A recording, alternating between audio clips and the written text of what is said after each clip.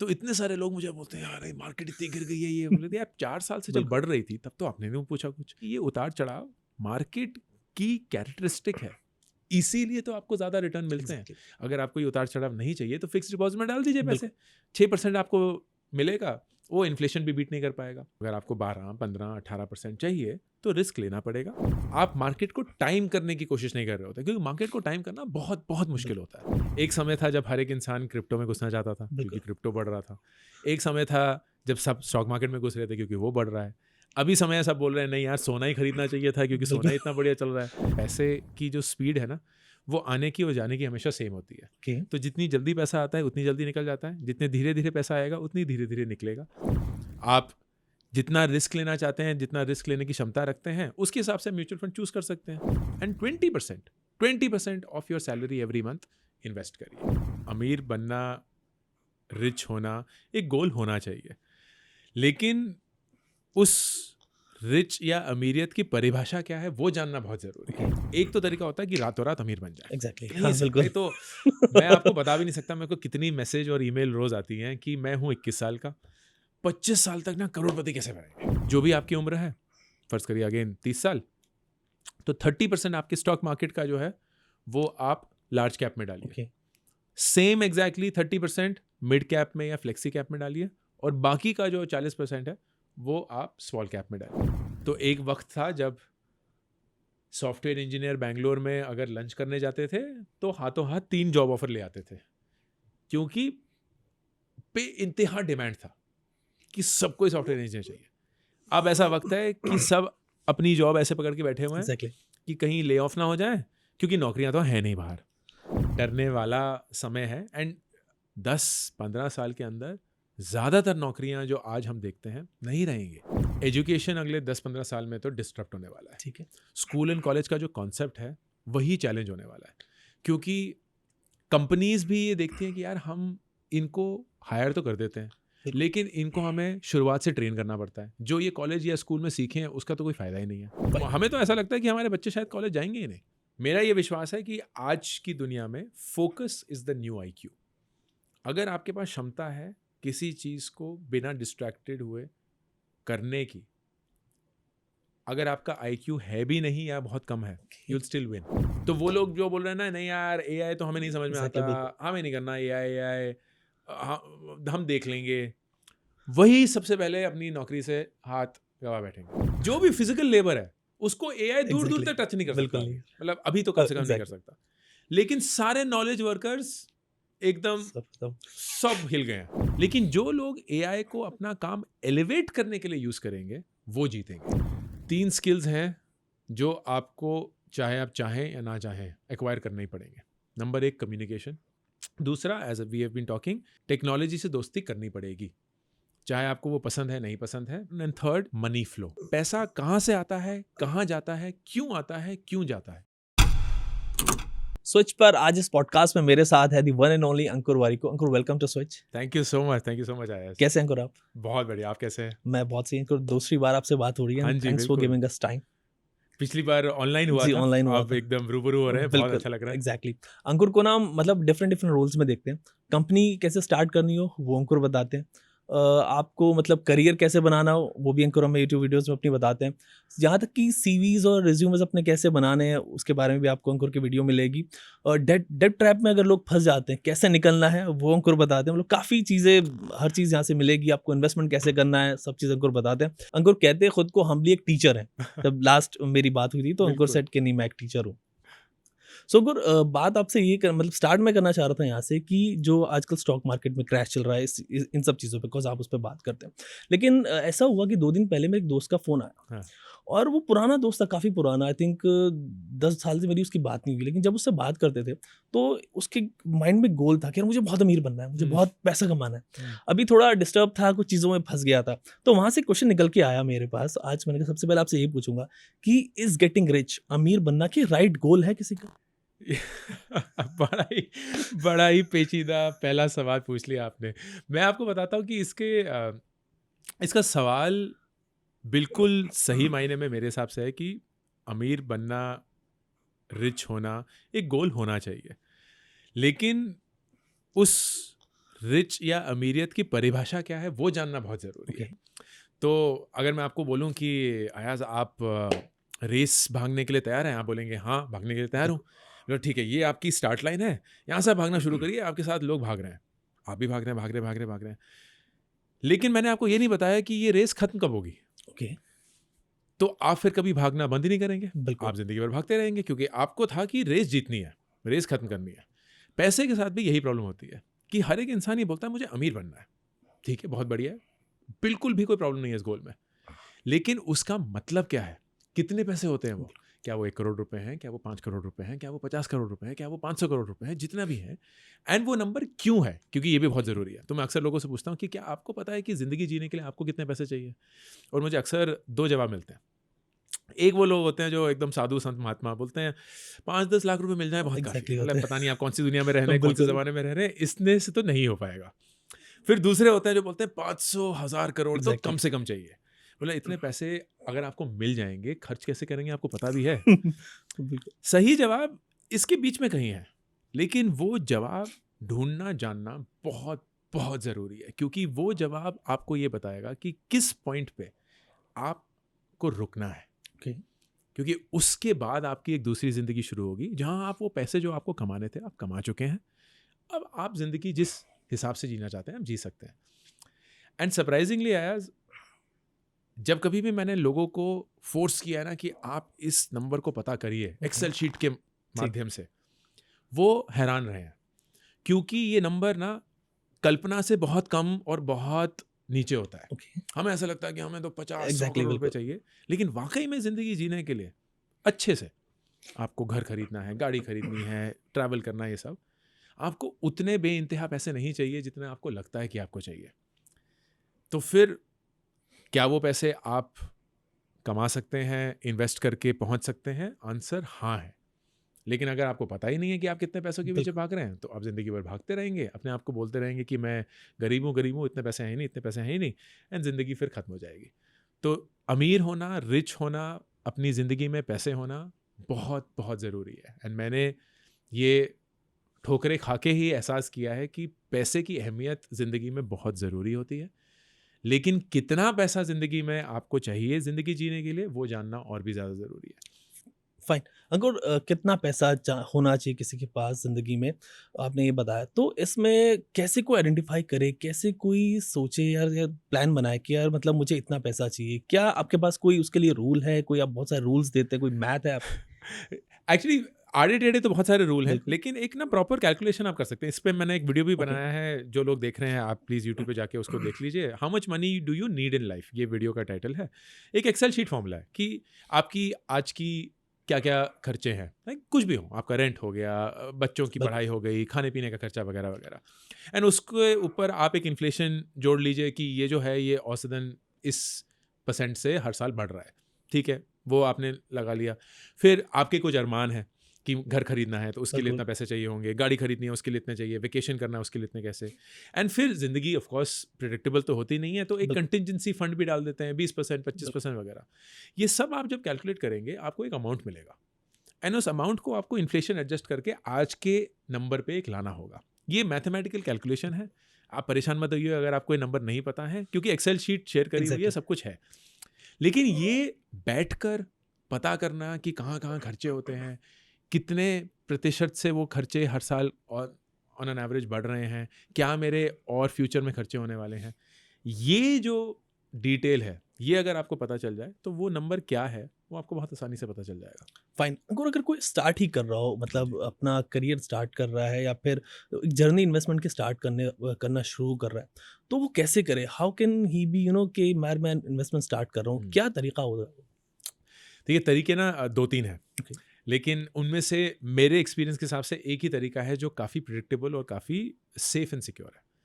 पहले उन तरीकों की बात करते हैं जो अक्सर लोग अपनाते एग्जैक्टली। हैं। एक तो तरीका होता है कि रातों रात अमीर बन जाए। एग्जैक्टली, कहीं हाँ से बिल्कुल। भाई, तो मैं आपको बता भी नहीं सकता मेरे को कितनी मैसेज और ईमेल रोज आती हैं कि मैं हूँ 21 साल का, 25 साल तक ना करोड़पति कैसे बनेंगे। बिल्कुल। मैं बोला यार अगर आपको ये पता होता तो आप तो बन ही गए होते। बिल्कुल। अगर मुझे पता होता तो मैं आपकी ईमेल का जवाब नहीं दे रहा होता। ये ना लॉटरी से ही बन सकता है और कोई तरीका नहीं है। 4 साल के अंदर कोई करोड़पति नहीं बन सकता है, एंड अगर बन भी जाए तो वो लक है। बिल्कुल। तो रातों रात अमीर बनना पर्सनली मेरे हिसाब से सही नहीं है, क्योंकि जितनी जल्दी पैसा आता है उतनी जल्दी पैसा चला भी जाता है। फिर दूसरा तरीका होता है, यानी बाय द वे रिसर्च था कि 6 कौन से तरीके हैं जिससे आप करोड़पति बन सकते हैं if you look at the world in at large. एक है कि आप एक अमीर परिवार में ही पैदा हुए तो आपको वसीयत में ही मिल गई हो। एग्जैक्टली। दूसरा है कि आपने अमीर परिवार में शादी कर ली तो फिर वो हो गया। तीसरा है कि आप पॉलिटिशियन बन गए। पॉलिटिशियन बन के एक्चुअली ग्लोबली ये देखा जाता है कि इनकम इंक्रीज होती है। एग्जैक्टली। चौथा है कि आप एक CXO बन गए इन फॉर्च्यून 500 कंपनी या सो ऑन। एंड पांचवा तरीका है कि आपने अपना बिजनेस शुरू किया। छठा तरीका वेरी इंटरेस्टिंगली है कि आप लोगों के पैसे मैनेज कर रहे हैं, क्योंकि वो भी देखा गया है इंश्योर्स कि आपके पैसे बन जाते हैं। अब इन सारों में से कुछ चीज़ें तो हम चूज कर नहीं सकते या बहुत अनप्रिडिक्टेबल हैं, कुछ चीज़ें हम कर सकते हैं। सो आई ट्रूली फील कि पैसे बनाने का सबसे बेस्ट तरीका अगर आपने अभी शुरुआत करी है is to be regular with your investing. And उसका मतलब क्या है? उसका मतलब ये नहीं है कि आप स्टॉक्स खरीदें या अपने दोस्त को बोलें कौन सा स्टॉक खरीदें, ये इतना गिर गया है, ये इतना गिर गया है, ये कौन सा खरीदें, कितना खरीदें, क्योंकि ना आप एक्सपर्ट हैं ना कोई और एक्सपर्ट है, तो आप वो रिस्क ले रहे हैं। And why would you do that? मुझे पर्सनली म्यूचुअल फंड इन्वेस्टिंग बहुत सही लगती है। आप एक डिसिप्लिन मैनर से एक SIP शुरू करिए, हर महीने की सेम तारीख को वो पैसे कट जाएंगे एंड धीरे धीरे करके वो पैसे जुड़ते रहेंगे।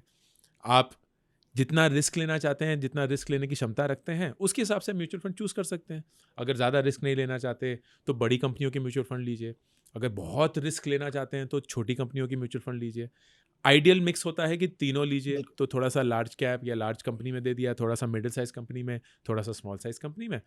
एंड ये उतार चढ़ाव जो है, जो अभी हम विटनेस कर रहे हैं, ये स्टॉक मार्केट का पहचान है। लाइक इससे आप हट नहीं सकते। तो इतने सारे लोग मुझे बोलते हैं यार मार्केट इतनी गिर गई है, ये बोले यार 4 साल से जब बढ़ रही थी तब तो आपने नहीं पूछा कुछ। तो जब आप थोड़ी गिर गई है तो डरिए मत, क्योंकि ये उतार चढ़ाव मार्केट की कैरेक्टरिस्टिक है, इसीलिए तो आपको ज़्यादा रिटर्न मिलते हैं। अगर आपको ये उतार चढ़ाव नहीं चाहिए तो फिक्स डिपॉजिट में डाल दीजिए पैसे, 6% आपको मिलेगा, वो इन्फ्लेशन भी बीट नहीं कर पाएगा। क्या आप खुश होंगे? नहीं। तो अगर आपको 12, 15, 18% चाहिए तो रिस्क लेना पड़ेगा। एंड वो रिस्क लंबे दौरान तक अगर आप लेने के लिए तैयार होंगे, you will average your self out and be safe and secure. तो किसी भी 20-year-old जो ये पॉडकास्ट सुन रहा है एंड अभी अभी कमाना शुरू किया है, प्लीज़ थोड़ा सा पैसा अपनी ज़िंदगी जीने के लिए रखिए। वो फ़ोन खरीदिए, वो वेकेशन पे जाइए, वो बाइक, स्कूटर, गाड़ी जो भी खरीदना है खरीदिए, लेकिन बजट में। And 20% of your salary every month invest करिए। रेगुलरली इन्वेस्ट करेंगे, जब तक आप 30, 35, 40 साल के होंगे, you would not even realise कि आप रेगुलरली इतना से इन्वेस्ट करते आ रहे हैं और आपके पास करोड़ों रुपए होंगे, which will then take care of your life. Fine. अगर आपने अभी बात की कि स्टॉक मार्केट में जो वॉलेटिलिटी रहती है वो उसका मतलब उसका पार्ट है। इसमें एक चीज़ आती है अपना, जैसे कि आजकल कम मार्केट काफ़ी ज़्यादा गिर गई है, आपकी वीडियोस भी काफ़ी आती है, मैं भी देखता हूँ उनको। तो एक सवाल आता है लोगों का, कहते हैं कि यार हम जो SIP हमारी चल रही है क्या वो बंद करने डर जाते हैं क्योंकि उनके पास पैसा नहीं होता। तो ये सवाल काफ़ी लोग कर रहे हैं, बल्कि काफ़ी कुछ लोगों ने बंद भी कर दी है, तो इसको प्लीज़ एड्रेस कीजिए। तो एक SIP का कारण कि वो काम क्यों करता है होता है कि आप हर महीने की तारीख को जो भी प्राइस हो खरीद लेते हैं। तो आप ये नहीं सोचते कि मार्केट ऊपर है तो नहीं खरीदें, मार्केट नीचे है तो बेच दें। आप मार्केट को टाइम करने की कोशिश नहीं कर रहे होते, क्योंकि मार्केट को टाइम करना बहुत बहुत मुश्किल होता है। So what the SIP insures is कि अगर मार्केट बहुत ऊपर होगी तो कम खरीदेंगे, मार्केट अगर बहुत नीचे होगी तो ज़्यादा खरीदेंगे, and over a period of time ये एवरेज आउट हो जाएगा। It is called cost averaging approach, and that is why it works, क्योंकि इसमें एक्सपर्टीज़ नहीं चाहिए मार्केट टाइम करने की, क्योंकि वैसे भी कोई नहीं कर सकता। एंड इसमें डिसीजन नहीं लेना होता कि यार अभी खरीदें या नहीं खरीदें, it is predetermined on that day. तो मार्केट जब डाउन हो उस समय पे SIP बंद करना is actually not the smart thing to do, it's the most foolish thing to do, right? क्योंकि अभी तो आप सस्ते में वही चीज़ खरीद पाएंगे जो आप कुछ ही महीने पहले महंगे खरीद रहे थे। बिल्कुल। एंड मार्केट फिर से आएगी, कब वापस आएगी किसी को नहीं पता, लेकिन जब वापस आएगी तो वही सेम चीज़ आप महंगी खरीदना शुरू कर देंगे। तो अभी आपके पास सस्ता खरीदने का एक ऑप्शन होता है, and over a period of time that averages itself out. Fine. Ankur, आप मनी मैटर्स जैसी सीरीज करते हैं, वो मतलब बड़ी इंटरेस्टिंग है, इंटरेस्टिंग भी है, बड़ी डरावनी भी है, क्योंकि डरावनी उसमें है। बहुत सारी चीज़ आती है, उसमें मैं आगे आपसे बात करूंगा, डेप्थ ट्रैप पे जब हम बात करेंगे। लेकिन वहाँ से एक चीज़ निकल के, आपने बहुत सारी स्टोरीज देखी, आपने बहुत सारी स्टोरीज सुनी है, तो आप ये बताएं लोगों को कि वो लोग जो ग्रेजुअली अपनी वेल्थ बनाते हैं और जो इंस्टेंट में लगे रहते हैं, तो उनके क्या माइंडसेट में भी डिफरेंस होता है कुछ? उनका माइंडसेट में ना यार एक थोड़ा सा अपब्रिंगिंग होती है, हम्म। लेकिन कंपनी इन्फ्लुएंस, आपका नेटवर्क जो है वो भी बहुत इन्फ्लुएंस करता है आपको, end of course market conditions भी बहुत ज़्यादा इन्फ्लुएंस Okay. करती है। एक समय था जब हर एक इंसान क्रिप्टो में घुसना चाहता था बिल्कुल। क्योंकि क्रिप्टो बढ़ रहा था। एक समय था जब सब स्टॉक मार्केट में घुस रहे थे क्योंकि वो बढ़ रहा है। अभी समय है सब बोल रहे हैं नहीं यार सोना ही खरीदना चाहिए था क्योंकि सोना बिल्कुल। इतना बढ़िया चल रहा है। फिर कुछ लोग बोलेंगे यार यार एफडी का रेट ही इतना अच्छा हो गया वहीं डाल दो। तो ये मार्केट की फितरत होती है जो बढ़ती रहती है, बदलती रहती है, एंड अगर आप उस ढंग से बदलते रहेंगे then it will become really hard to predictably increase your income.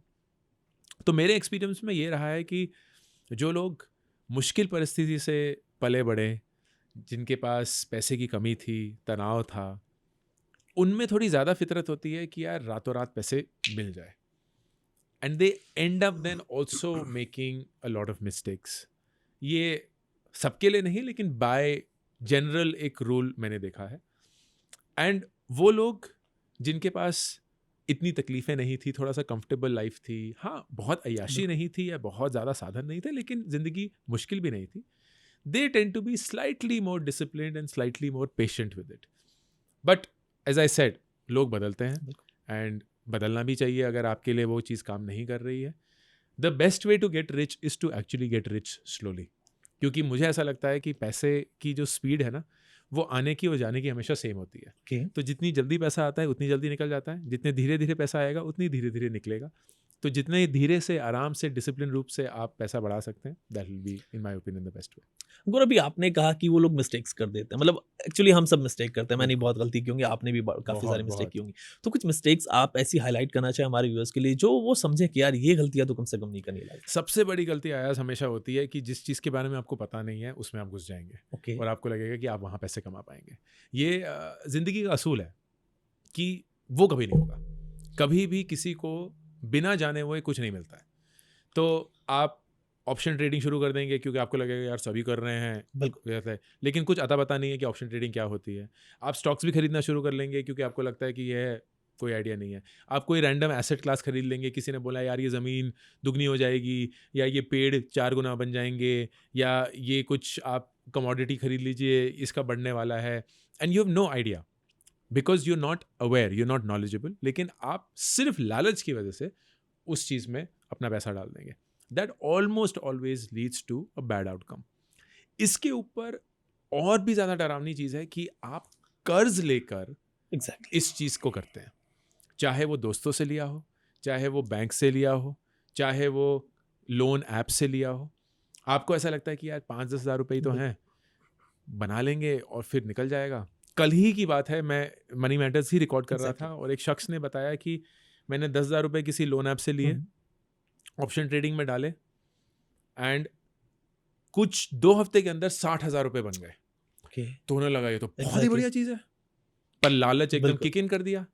फिर उन्होंने वो 60 के 60,000 रुपये और डाल दिए, 10,000 रुपये और कहीं से कर्ज ले लिए, एंड एक ही दिन के अंदर उनका 1.5 लाख का नुकसान हो गया, सब निकल गया। एंड आई लाइक यार, एक तो तुम पहले तो करना ही नहीं चाहिए था, बिल्कुल।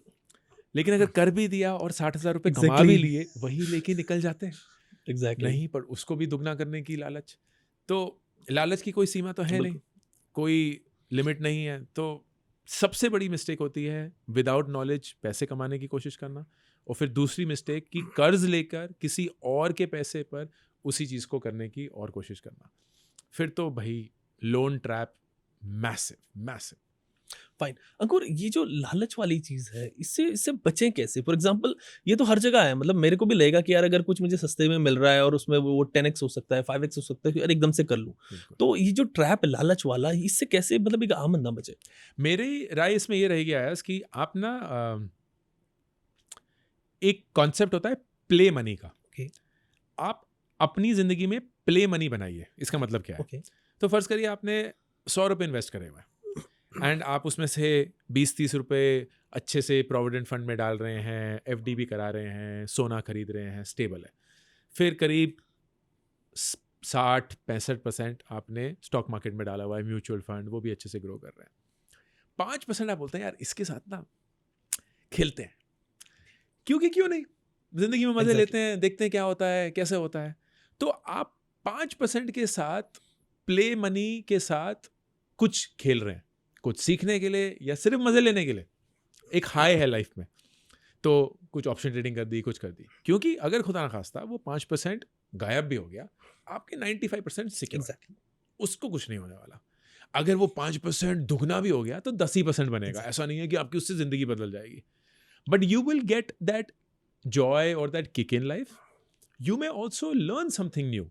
तो ऐसा हो सकता है कि आपको पता चले कि आप एक्चुअली ट्रेडिंग में अच्छे हैं, लेकिन वो सिर्फ 5% से। तो जिस दिन वो 5% गुम हो गया, गायब हो गया, खत्म हो गया, आप बोलेंगे मेरा प्ले मनी खत्म है, अब मुझे फिर से ये प्ले मनी कमाना होगा और फिर से उसका 5% ही डालना होगा एंड उसी से मैं आगे बढ़ूंगा। That to me is the right approach. Now whatever you use that play money for is your choice, and जोर ज़बरदस्ती बिल्कुल भी नहीं है, आप जहां उसमें डालना चाहें, but it should not be more than 5%, क्योंकि बाकी चीज़ें सुरक्षित होनी चाहिए, स्टेबल होनी चाहिए, एंड उसके बाद आप रिस्क लेना चाहें प्लीज़ लीजिए।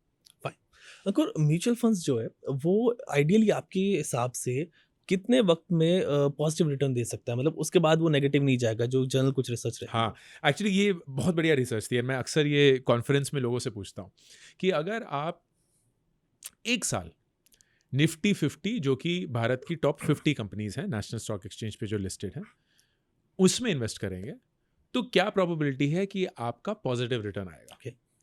आंसर है 50%। ठीक है, तो मतलब सिक्का उछालने वाली बात है बिल्कुल। कि किसी साल पॉजिटिव, किसी साल नेगेटिव। यार ये तो बहुत ही बेकार है, कौन ऐसा जुआ खेलेगा? Exactly. मत खेलिए, बिल्कुल। इसको 3 साल ले जाते हैं। अगर 3 साल आपने निफ्टी 50 में इन्वेस्ट किया होता, एंड ये हिस्टोरिकल डेटा है ऑफ कोर्स, तो फिर प्रोबेबिलिटी क्या हो जाती है? प्रोबेबिलिटी जंप हो जाती है 90%। मतलब 90% आपकी प्रोबेबिलिटी होगी कि आप पॉजिटिव रिटर्न कमाएंगे। अगर आप इसी चीज को 5 साल ले जाते हैं तो ऑलमोस्ट 100% आप पॉजिटिव रिटर्न कमाते हैं। लेकिन आप समझदार हैं, आप बोलेंगे यार पॉजिटिव रिटर्न से क्या होता है? पॉजिटिव रिटर्न तो 1% भी हो सकता है, 2% भी हो सकता है, मुझे कम से कम एफडी का रेट तो बीट करने दो, तो 8% तो मेरा मिनिमम टारगेट होना ही चाहिए। ठीक है, बिल्कुल सही बात है। 5 साल के दौरान में किसी भी 5 साल पीरियड को ले लीजिए, हिस्टोरिकली निफ्टी 50 ने कम से कम 8% दिए या नहीं दिए, इसकी प्रोबेबिलिटी क्या है? 5 साल में इसकी प्रोबेबिलिटी 93% है। एंड अगर आप इस चीज को 10 साल ले जाते हैं तो ऐसा भारत में पिछले किसी भी पीरियड में, 10 साल के पीरियड में वक्त नहीं आया है जहां निफ्टी 50 ने 8% रिटर्न ना दिया हो। तो मतलब the probability of giving a 8% return is nearly 100%। In fact average return Nifty 50 का करीब 12.1% रहा है, 11.9 to 12.1%। सो दैट मीन्स आप स्टॉक मार्केट के रिस्क को एलिमिनेट नहीं कर रहे हैं, आप वक्त के थ्रू स्टॉक मार्केट के रिस्क को मैनेज कर रहे हैं। तो अगर आप एक ही साल करते हैं तो बहुत रिस्की है, लेकिन 10 साल करते हैं तो ऐसा लगता है कि यार रिस्क है ही नहीं। And that is the nature of investing in the stock market. Fine, मतलब अगर 10 साल करें, लॉन्ग टर्म में जाएं, तब जाके प्रॉफिट मिलेगा। लेकिन अगर एक चीज़ और है यहाँ पे ना कि कोई एक बंदा म्यूचुअल फंड में अपना कितना लोकेशन करे, बिकॉज मतलब रिस्की एसेट है, बहुत सारी चीज़ें रहती हैं कि यार एफडी में भी रख दूं, मैं गोल्ड में भी रख दूं, तो आपके हिसाब से आइडियली कितना होना चाहिए? इसके लिए एक बड़ा बढ़िया रूल है, मैंने नहीं इसका इजाद किया है, लेकिन रूल काफ़ी पॉपुलर है। It's called the 100-X rule. इसका मतलब यह है कि अगर आपकी उम्र X है, फर्ज करिए आप 30 साल के हैं, तो X% आपकी इन्वेस्टमेंट का सेफ एसेट्स में जाना चाहिए। तो अगर आपकी उम्र 30 साल है तो 30% आपकी इन्वेस्टमेंट का सेफ एसेट्स में डालिए। सेफ एसेट्स क्या हो गए? एफडी हो सकती है, प्रोविडेंट फंड हो सकता है, नेशनल पेंशन स्कीम हो सकती है, आप गोल्ड में डाल सकते हैं, कॉर्पोरेट बॉन्ड में डाल सकते हैं, डेट म्यूचुअल फंड में डाल सकते हैं, जहां एक predictable hopefully fixed rate of return मिलता है। एंड बाकी का 100-X आप स्टॉक मार्केट में डालिए। उसमें भी एक स्प्लिट होगा, क्योंकि स्टॉक मार्केट बहुत रिस्की या कम रिस्की भी हो सकता है।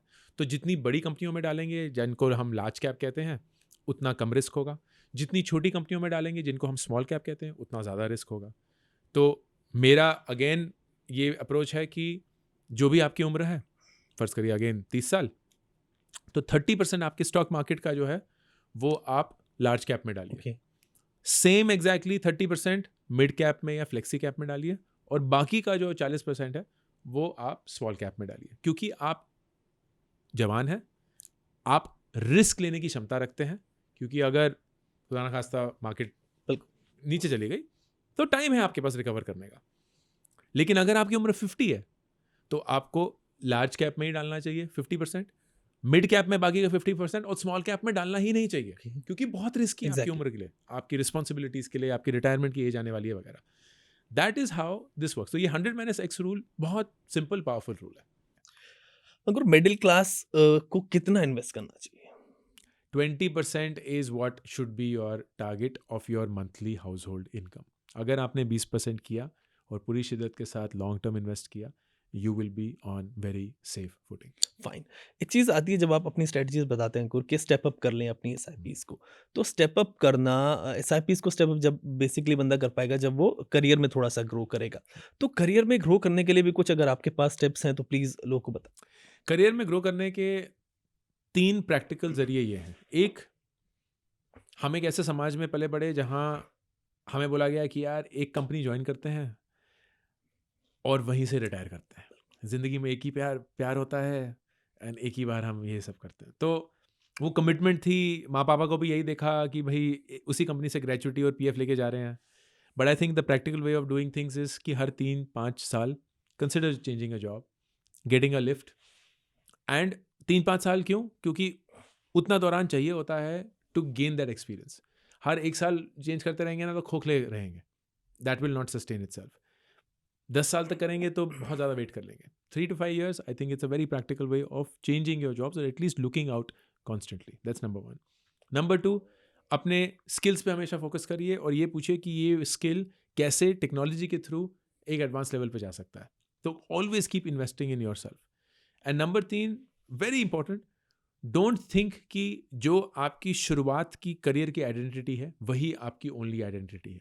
तो अगर आप आज सीए हैं, ज़रूरी नहीं है कि आप ज़िंदगी भर रहेंगे। अगर आप आज जर्नलिस्ट हैं, ज़रूरी नहीं है आप ज़िंदगी भर जर्नलिस्ट रहेंगे। अगर आप आज इंजीनियर हैं, ज़रूरी नहीं है कि आप ज़िंदगी भर इंजीनियर रहेंगे।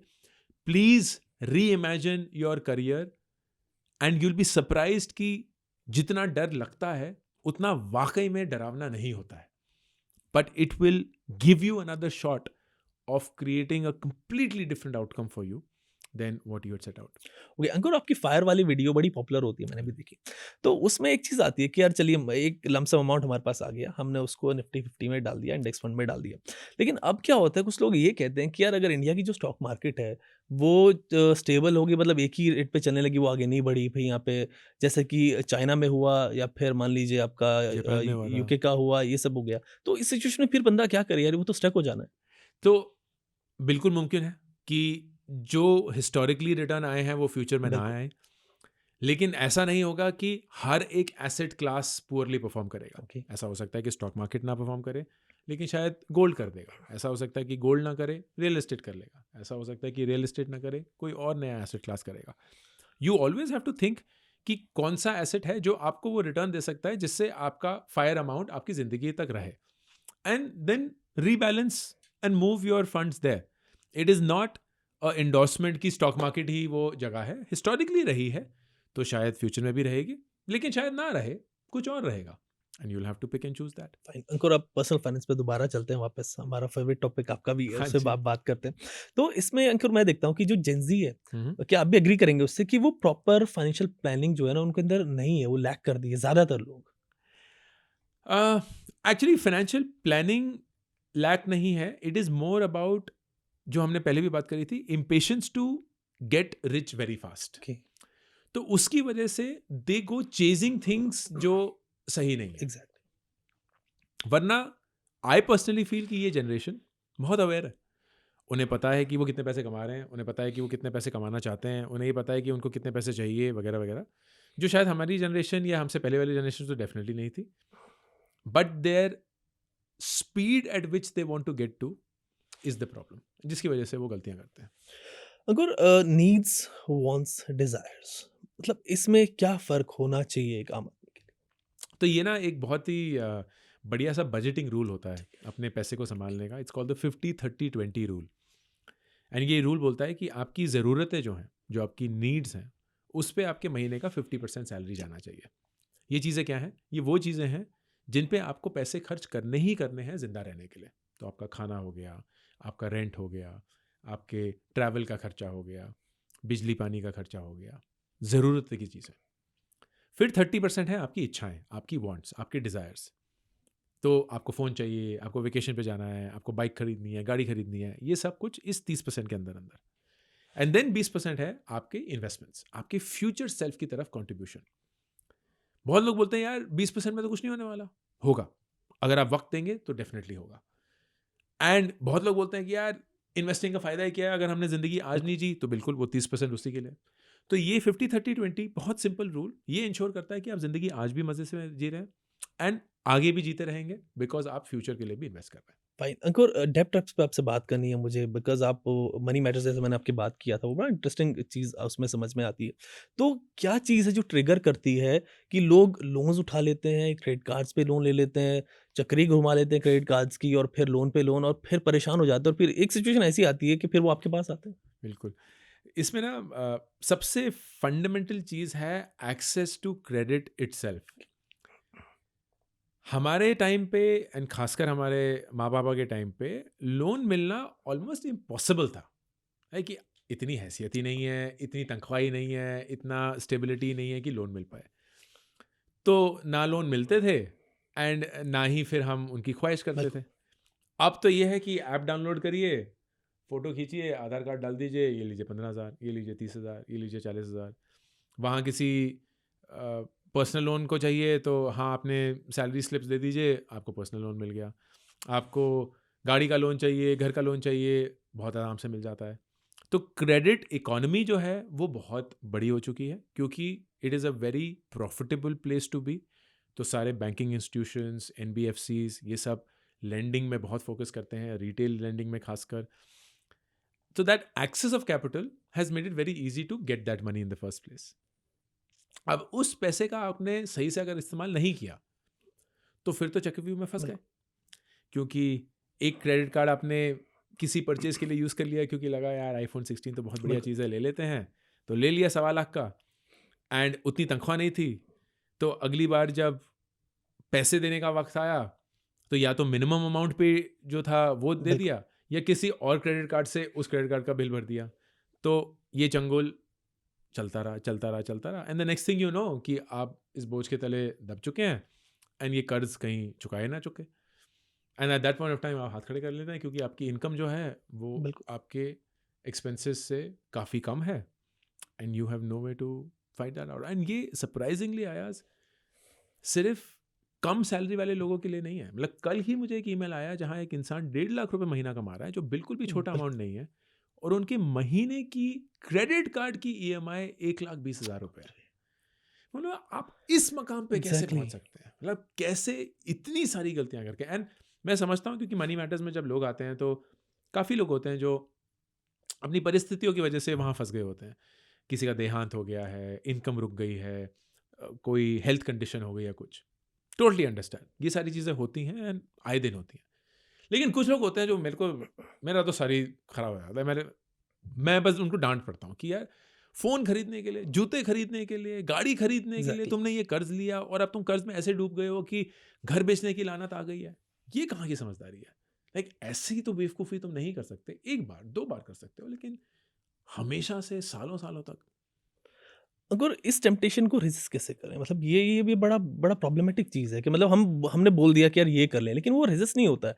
आपकी बात सुन ली, लेकिन क्या हुआ फिर वो, यार उसने ये ले लिया तो चलो मैं भी ये ले लेता हूँ जस्ट बिकॉज़। ये ना तो टेम्पटेशन का सिर्फ़ एक ही इलाज है, और वो है फसाद को जड़ से ही उखाड़ देना। इसका ना मोटिवेशन पे आप रिलाई नहीं कर सकते। अगर आप सिगरेट पीते हैं या आप अल्कोहल कंज्यूम करते हैं एंड आप बोलते हैं नहीं यार आज से मैं छोड़ रहा हूँ, एंड घर में आपके सिगरेट के डब्बे पड़े हुए हैं, शराब की बोतलें पड़ी हुई हैं, आप कितना अपने आप को सेल्फ कंट्रोल कर बिल्कुल। पाएंगे? नहीं हो पाएगा। इंसान की फितरत नहीं होती है ये। आपको फसाद कि जड़ से ही उसको हटाना पड़ेगा। सारी वो बोतलें हटा दो, सारे सिगरेट के डिब्बे हटा दो, and the same thing happens with here as well. मैं अक्सर बोलता हूँ कि आपको अगर ऑनलाइन शॉपिंग एडिक्टेड है ना, सारे ऐप उड़ा दो। ये नहीं कि कहीं छुपा दो या कर दो, उड़ा दो, हर एक ऐप को उड़ा दो। अगर आप हर छोटी से छोटी चीज़ के लिए जोमेटो स्विगी ऑर्डर करते रहते हैं, ऐप उड़ा दो। अगर आप पॉन से एडिक्टेड हैं, ऐप उड़ा दो। अगर आप क्रेडिट कार्ड यूज़ करते रहते हैं, अपने क्रेडिट कार्ड के बिल चुकाइए और सारे क्रेडिट कार्ड कैंसिल कर दीजिए। और ऐसा ही बोल दीजिए क्रेडिट कार्ड कंपनी को कि मुझे फिर से ये कार्ड मत दीजिएगा, मुझे कोई भी और कार्ड मत दीजिएगा, क्योंकि I am not capable of handling that. So to fight addiction, the only way is withdrawal. It is not thoda sa. So I often say this, 100% withdrawal 100%. is far easier than 97% withdrawal. क्योंकि 100% withdrawal तो आपको पता है ना, दो राहें ही नहीं है, Exactly. करना have ही to नहीं करना। है, छूना ही नहीं बिल्कुल। है, सोचना ही नहीं है। लेकिन 97% में वो जो Temptation, गुंजाइश रह जाती है ना, exactly. बस वही वो 3% में अपना वो दिखा देता है जलवा, एंड खत्म। अंकुर, जो मनी मैटर्स करते हैं तो उनमें जितने भी बंदे होते हैं, क्या उनसे कभी दोबारा से बातचीत होती है कि वो कहाँ फंसे? अब हम शुरू करेंगे क्योंकि 1 साल हो चुका हाँ। है इस हफ्ते मनी मैटर्स को। तो अब हम 1 साल पुराने लोगों के पास जाना शुरू करेंगे और बोलेंगे कि क्या ज़िंदगी में कुछ बदलाव आया, कुछ अलग हुआ, एंड देखते हैं तो होपफुली कैसा क्या होगा। एक्सपीरियंस होगा कि मतलब लोगों से डील करना, प्लस जैसे आप अभी बता रहे थे कि मतलब जो हमें दिखता है सामने वो कैंडिडेट सेलेक्ट हो रहे हैं, प्लस कुछ तो ऐसे होते हैं जिनको आप भी कहते हैं कि यार मतलब हेल्प ही नहीं कर सकते। बिल्कुल, हेल्प ही नहीं कर सकते। मतलब समझ में नहीं आता शुरू कहाँ से करें, समझ ही नहीं आता शुरू कहाँ से करें। And मैं अक्सर उनको ये बोलता हूँ कि प्लीज़, मैं सिर्फ़ मदद के तौर पे मदद करने की कोशिश कर रहा था, लेकिन आपको एक एक्सपर्ट की ज़रूरत है, क्योंकि ये तो बहुत ही मुश्किल परिस्थिति है। अंकुर, अब ये बताएं मुझे कि एक सक्सेसफुल बंदा है मान लीजिए, और एक बंदा है जो उस पाथ पे भी चल ही रहा है, या फिर वो लग रहा है कि यार मैं अनसक्सेसफुल हो जाऊंगा या हो गया है मान लीजिए, तो इनका माइंडसेट में क्या फर्क है? क्या वो चीज है जो इसको पता है और इसको नहीं पता है? मेरे हिसाब से सबसे बड़ा डिफरेंस होता है खुद पे विश्वास। Okay. वो लोग जो मेरी नज़र में ज़िंदगी में आगे बढ़े हैं, कुछ अचीव किया है, सक्सेसफुल हुए हैं, वो एक अलग लेवल का सेल्फ बिलीफ लेके चलते हैं कि मुझे ये पता है कि मैं भूखा नंगा नहीं मरूंगा, मुझे ये पता है कि मैं सड़कों पे नहीं जाऊंगा, मुझे ये पता है कि मैं ज़िंदगी में कुछ ना कुछ तो कर ही लूंगा। एंड वो कुछ ना कुछ ही उनके लिए काफ़ी होता है बहुत कुछ करने के लिए। लेकिन वो इंसान जो हमेशा अपने आप को आईने के सामने खड़े होकर कोसता रहता है कि यार तुमसे तो कुछ हो ही नहीं पाएगा, तुम्हें तो बोला ही था नहीं करना, तुम्हारी तो हैसियत औकात ही नहीं है ये, वो इंसान हमेशा अपने आप को पीटता रहता है। फिर दुनिया भी उनको उसी नज़र से देखती है। मुझे याद है शाहरुख खान से किसी ने पूछा था कि आप बार बार ये क्यों बोलते रहते हैं कि आप सबसे बेस्ट एक्टर हैं, लास्ट ऑफ द खान्स हैं, या last of the rock stars हैं, सुपर स्टार्स हैं वगैरह। And he very beautifully very simply said कि अगर मैं रोज़ सुबह उठ के ये यकीन नहीं करूँगा कि मैं दुनिया में सबसे बेस्ट एक्टर हूँ, तो दुनिया में एक भी और शख्स उस बात का यकीन नहीं करेगा। बिल्कुल। And that's what I have to do. Fine. Ankur, आप सब चीज़ें बता रहे हैं हमें, यूट्यूब पे आप टीच करते हैं, लोगों को बताते बढ़ाते, लेकिन आपकी जर्नी भी बड़ी इंटरेस्टिंग रही है। मैंने सुना है उसको, आपसे पिछली बार मेरी जब बात हुई, तो उसको भी इन अ नटशेल थोड़ा सा बताएं, जो हमारे व्यूअर्स आपको सुनना चाहते हैं, उनको बड़ा इंस्पिरेशन उस चीज़ से मिलती है। मेरी ज़िंदगी यार बड़ी खूबसूरत रही है अभी तक अयाज, क्योंकि जो प्लान किया था वो तो हुआ नहीं, और जो अभी कर रहा हूँ उसकी दूर दूर तक कल्पना भी नहीं करी थी। तो बहुत ही साधारण परिवार से, मिडिल क्लास अपब्रिंगिंग। हम हैं कश्मीर से, लेकिन कभी वहाँ रहे नहीं, दिल्ली में ही पले बड़े। एंड छोटी बहन है एक 6 साल छोटी, माँ पापा। एंड मिडिल क्लास अपब्रिंगिंग, वही जद्दोजहद, पैसे का तनाव, मिडिल क्लास से निकलने का पूरा अरमान एंड वो सब। तो स्कूल में बस यही पढ़ाया गया कि अच्छे से पढ़ाओ, अच्छे से मेहनत करो, क्योंकि पढ़ाई से ही आप आगे निकलेंगे। और दिल्ली यूनिवर्सिटी में मेरी बैचलर्स हुई थी, फिर मैं यूएस गया था अपने मास्टर्स के लिए 100% स्कॉलरशिप पे, जो कि सिर्फ वही एक तरीका था जिससे वो पढ़ाई हम अफोर्ड भी कर सकते थे। लेकिन 2 साल बाद ही वो प्लान छोड़ के मैं वापस भारत आ गया। 24 साल की उम्र में अपनी ज़िंदगी की फिर से शुरुआत करी, फिर एमबीए किया, 3 साल नौकरी करी, और 2009 में जब भारत में स्टार्टअप करना बिल्कुल भी कूल नहीं था, एग्जैक्टली। किसी को पता भी नहीं था कि स्टार्टअप क्या क्या होता है, एंटरप्रेन्योर तो वर्ड भी नहीं प्रोनाउंस कर एग्जैक्टली। सकते थे, स्पेलिंग दूर की बात है। तो उस समय पे अपना स्टार्टअप शुरू किया दोस्तों के साथ, एंड बहुत मज़ा आया, क्योंकि तब से मैं स्टार्टअप्स ही करता आ रहा हूँ, टेक्नोलॉजी स्पेस में ही रहा हूँ।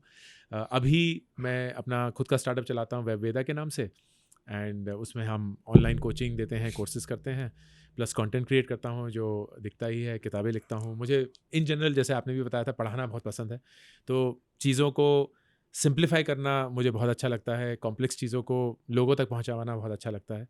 एंड 44 साल की उम्र में एक ऐसी ज़िंदगी जी रहा हूँ जिसकी कल्पना दूर दूर तक नहीं करी थी कि इतना मज़ा आएगा, एक करियर बनाऊँगा from content creation, from entrepreneurship. But ज़िंदगी खूबसूरत है एंड यहीं हम पहुँचे हैं। एग्जैक्टली अंकुर, वेब वेदा से रिलेटेड आपके पोस्ट भी मैं देखता हूँ लिंक्डइन पे, और वहाँ ना वारी क्रू आपका जो आपकी जो टीम है उससे रिलेटेड भी बहुत सारी इंटरेस्टिंग चीज़ें आती हैं। आप कैसे लोगों को हायर करते हैं, वो भी बड़ा मतलब बड़ा इंटरेस्टिंग है लोगों के लिए ना, कि किस तरीके से आप चूज़ करते हैं। बहुत सारे पोस्ट आते हैं, इंटरव्यू के क्वेश्चन कैसे होते हैं, तो वो प्लीज़ मुझे बताएं। प्लीज़, हम हमारा हायरिंग प्रोसेस बहुत यूनिक है आज। तो हम ना रेज्यूमे पे फोकस नहीं करते ओके, हैं, क्योंकि हमें ऐसा लगता है कि यार रेज्यूमे एक ऐसा डॉक्यूमेंट है जो हर एक इंसान बड़ा चढ़ा के बना बिल्कुल। ही देता है। तो इसमें हम इस इंसान के बारे में क्या जान पाएंगे जो हमें जानना चाहिए। तो जब भी कोई अप्लाई करता है हम उनको 20 सवाल पूछते हैं, एंड इन सवालों का उनके काम से कुछ लेना देना नहीं है। ओके, तो टू गिव यू आइडिया, हम पूछते हैं कि what's the worst thing about you, आपके बारे में सबसे बुरी चीज़ क्या ओके, है। स्पीड और परफेक्शन के बीच में आप क्या चूज़ करेंगे, ओके, पैसा और पावर के बीच में आप क्या चूज़ करेंगे, आपके माँ बाप से आपने ऐसा क्या सीखा है जो आप अपने बच्चों को सिखाना चाहेंगे अगर आपके बच्चे होते हैं। तो ऐसे सवाल जिनसे इंसान कैसा है, क्या सोचता है, फितरत क्या है, वो पता चलता है। एंड मेन हम सवाल ये जानने की कोशिश कर रहे होते हैं कि यार क्या इस इंसान के साथ काम करने में मज़ा आएगा कि नहीं, क्या ये इंसान वैसा है कि हम इसके साथ दोस्ती करना चाहेंगे, वक्त बिताना चाहेंगे, इनके साथ काम करना चाहेंगे। फिर उसके बाद हम उनको 2 ईक्यू के टेस्ट भेजते हैं, इमोशनल क्वोशंट टेस्ट। एक होता है कि आपकी अटैचमेंट स्टाइल क्या है, और दूसरा होता है कि आप अपने इमोशंस को कितने अच्छे से रेगुलेट कर पाते हैं। क्योंकि हमें ऐसा लगता है कि यार जर्नी आसान तो होने नहीं वाली, बिल्कुल। बहुत उतार चढ़ाव होंगे, बहुत तनाव के दिन होंगे। तो ऐसा नहीं होना चाहिए कि इंसान ना इमोशनली बिखर ही जाए, कि संभाल ही बिल्कुल, ना पाए, क्योंकि होगा तो स्ट्रेस भरा एग्ज़ैक्टली। बहुत सारा मुश्किल तनाव। तो we need people who know how to be stable when it comes to emotions. इन सब के बाद हम उनको सबसे पहली बार एक टेस्ट देते हैं, और वो टेस्ट ये नहीं होता है कि आपने ज़िंदगी में क्या किया है, वो ओके, टेस्ट ये होता है कि आप अगर इस कंपनी में हमारे साथ काम करेंगे तो आपको क्या करना होगा, उस पे हम आपको टेस्ट करेंगे। तो जो काम वाकई में वो करने वाले होंगे वो काम उन्हें हम पहले दे देते हैं, एंड उनसे बोलते हैं कि ये काम आप करिए। काफ़ी इन्वॉल्व प्रोसेस होता है। एंड इसके बाद छट छट के ना जो लोग रह जाते हैं उनके साथ हम पहली बार गुफ्तगू करते हैं, इंटरव्यू होता है, एंड शायद हम उनका रेज्यूमे उस पॉइंट पे देखते हैं ओके, कि बताइए जी आपने किया भी क्या है, आप कौन से कॉलेज से पढ़े हैं, कौन सी कंपनी में काम करते हैं, ये हमें कोई आइडिया नहीं होता, हमें सिर्फ उनका नाम पता होता है उस समय तक। इससे क्या होता है कि एक तो वही किस्म के लोग मिलते हैं जिनके साथ हम वाकई में काम करना एग्ज़ैक्टली। चाहते हैं, उनको हम टेस्ट भी कर चुके हैं कि जो वो काम कर रहे बिल्कुल, वाले हैं वो अच्छे से कर पाएंगे। एंड पहुँचते पहुँचते ना इतना कुछ हम उनके बारे में जान गए होते हैं कि इंटरव्यू फिर एक फॉर्मेलिटी होती है एग्ज़ैक्टली। कि क्या ये इंसान वाकई में वो है जो अभी तक हमने बिल्कुल, बिल्कुल। समझा, या ये उनसे बिल्कुल ही अलग है, तो हम इनके साथ फिर मेल नहीं बना पाएंगे। बहुत स्लो प्रोसेस है, जल्दी से ऐसे हायरिंग नहीं हो पाती है, बहुत टाइम लगता है। लेकिन फिर जो लोग मिलते हैं वो काफ़ी बार लंबे समय तक रहते हैं, अच्छे से रहते हैं, एंड तभी जो टीम है जो आप सब एग्ज़ैक्टली। कुछ छोड़ते हैं, बड़ी बड़ी ही खूबसूरत टीम है, बड़ा ही मज़ा आता है उनके साथ काम करने में। हम कंप्लीटली रिमोट हैं, कोई ऑफिस नहीं है, कोई मीटिंग्स नहीं होती हैं, कोई मैनेजर नहीं है, सब लोग अपना काम करते हैं, सब लोग इंडिपेंडेंट हैं, सब लोग अडल्ट रूप से काम करते हैं। तो बहुत ही अच्छा लगता है जब इतनी छोटी टीम बिल्कुल। इतनी फास्ट, इतनी रिस्पॉन्सिव, इतनी एजाइल होती है। फाइन, अंकुर, क्या आपको लगता है कि आगे चल के, चलिए आज नहीं 10 या 15 साल में जो रिज्यूमेज़ हैं ये सब रिडंडेंट हो जाएँगे, और लोग इसी चीज़ पे शिफ्ट करेंगे कि यार जो स्किल है, जो मेरे को चाहिए, वो इम्पोर्टेंट है मेरे लिए? मेरे को ना जेनुइनली ये लगता है आज कि एजुकेशन अगले 10-15 साल में तो डिस्टरप्ट होने वाला है। ठीक है। स्कूल एंड कॉलेज का जो कॉन्सेप्ट है वही चैलेंज होने वाला है, क्योंकि कंपनीज भी ये देखती हैं कि यार हम इनको हायर तो कर देते हैं, बिल्कुल, लेकिन इनको हमें शुरुआत से ट्रेन करना पड़ता है, जो ये कॉलेज या स्कूल में सीखे हैं उसका तो कोई फ़ायदा ही नहीं है, तो फिर वो कर भी क्यों रहे हैं। बिल्कुल। तो इसीलिए मुझे लगता है कि ऑनलाइन, एआई, इन सब के कॉम्बिनेशन से लोग जो पढ़ना चाहते हैं वो पढ़ेंगे, उसमें एक्सपीरियंस एक्वायर करेंगे, इंटर्नशिप्स करेंगे, फ्रीलांसिंग करेंगे, एंड एक ऐसे मकाम, एक ऐसे ओहदे पे पहुंच जाएंगे जहां कंपनीज उनको उस स्किल पे इवेलुएट करके उनको हायर कर लेगी। वो कोई डिग्री नहीं देख रही होगी, वो ये नहीं जानना चाहती कि आपने कौन से स्कूल से कितने नंबर के साथ ग्रेजुएट किया है, ये सब। क्या आप वो काम कर सकते हैं जो हम आपसे करवाना चाहते हैं? And that I think in the next 10 to 15 years is going to be the way forward. हमें तो ऐसा लगता है कि हमारे बच्चे शायद कॉलेज जाएंगे ही नहीं।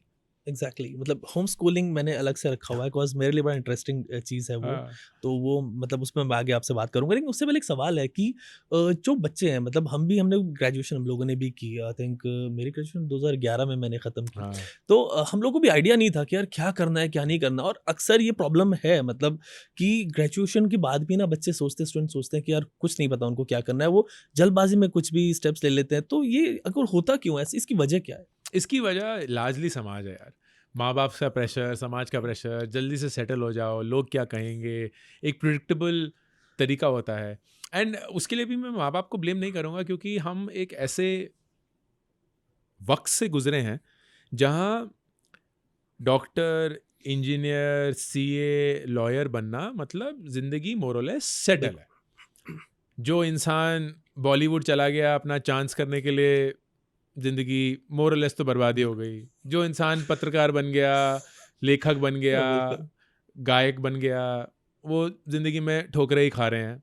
ये लॉयर, इंजीनियर यही हैं जो बिल्कुल, स्टेबल बिल्कुल, रहे ये हैं। रहता था। क्योंकि देश बहुत अलग हालत में था, बहुत अलग माहौल थे, अपॉर्चुनिटीज़ बहुत लिमिटेड थी, डिमांड बहुत ज़्यादा था।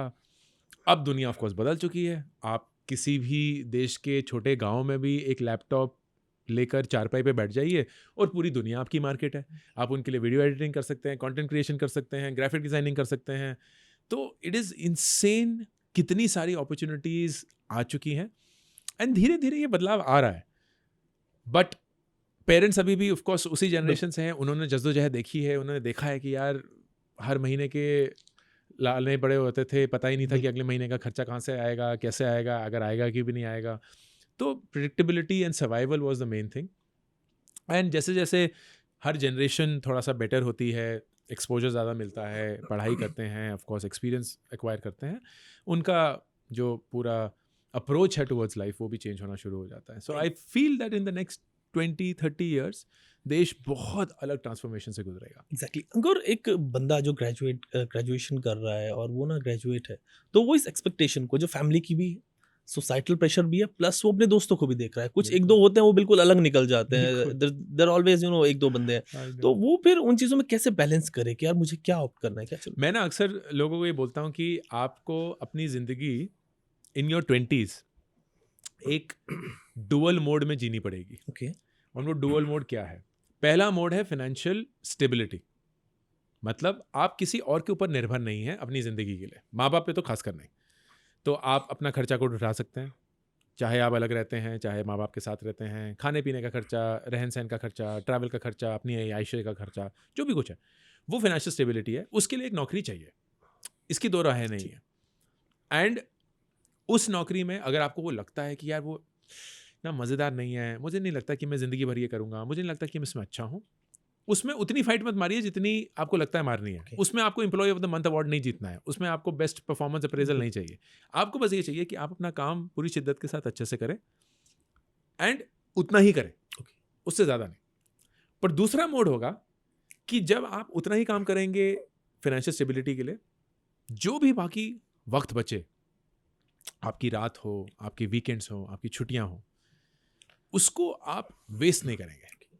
आप उसको यूज़ करेंगे एक्सप्लोर करने के लिए कि मैं ज़िंदगी में क्या कर सकता हूँ। एंड अपने आप को वक्त देंगे करियर्स डेट करने का, क्योंकि डेटिंग का कल्चर ना हमारे समाज में है नहीं। करियर डेटिंग, करियर डेटिंग का कल्चर हमारे समाज में Okay. नहीं है। लेकिन डेटिंग अगर आप वाकई सही से करें, बहुत कुछ सिखाता है आपको कि किस तरह का इंसान मुझे पसंद है, मैं किस तरह के इंसान के साथ अच्छे से पेश आता हूँ, कौन से लोग हैं जो मुझे ट्रिगर करते हैं, कौन से लोग हैं जिनको मैं बिल्कुल भी पसंद नहीं आता हूँ। तो खुद के बारे में बहुत कुछ जानने के लिए मिलता है, सामने वाले इंसान के लिए भी मिलता है।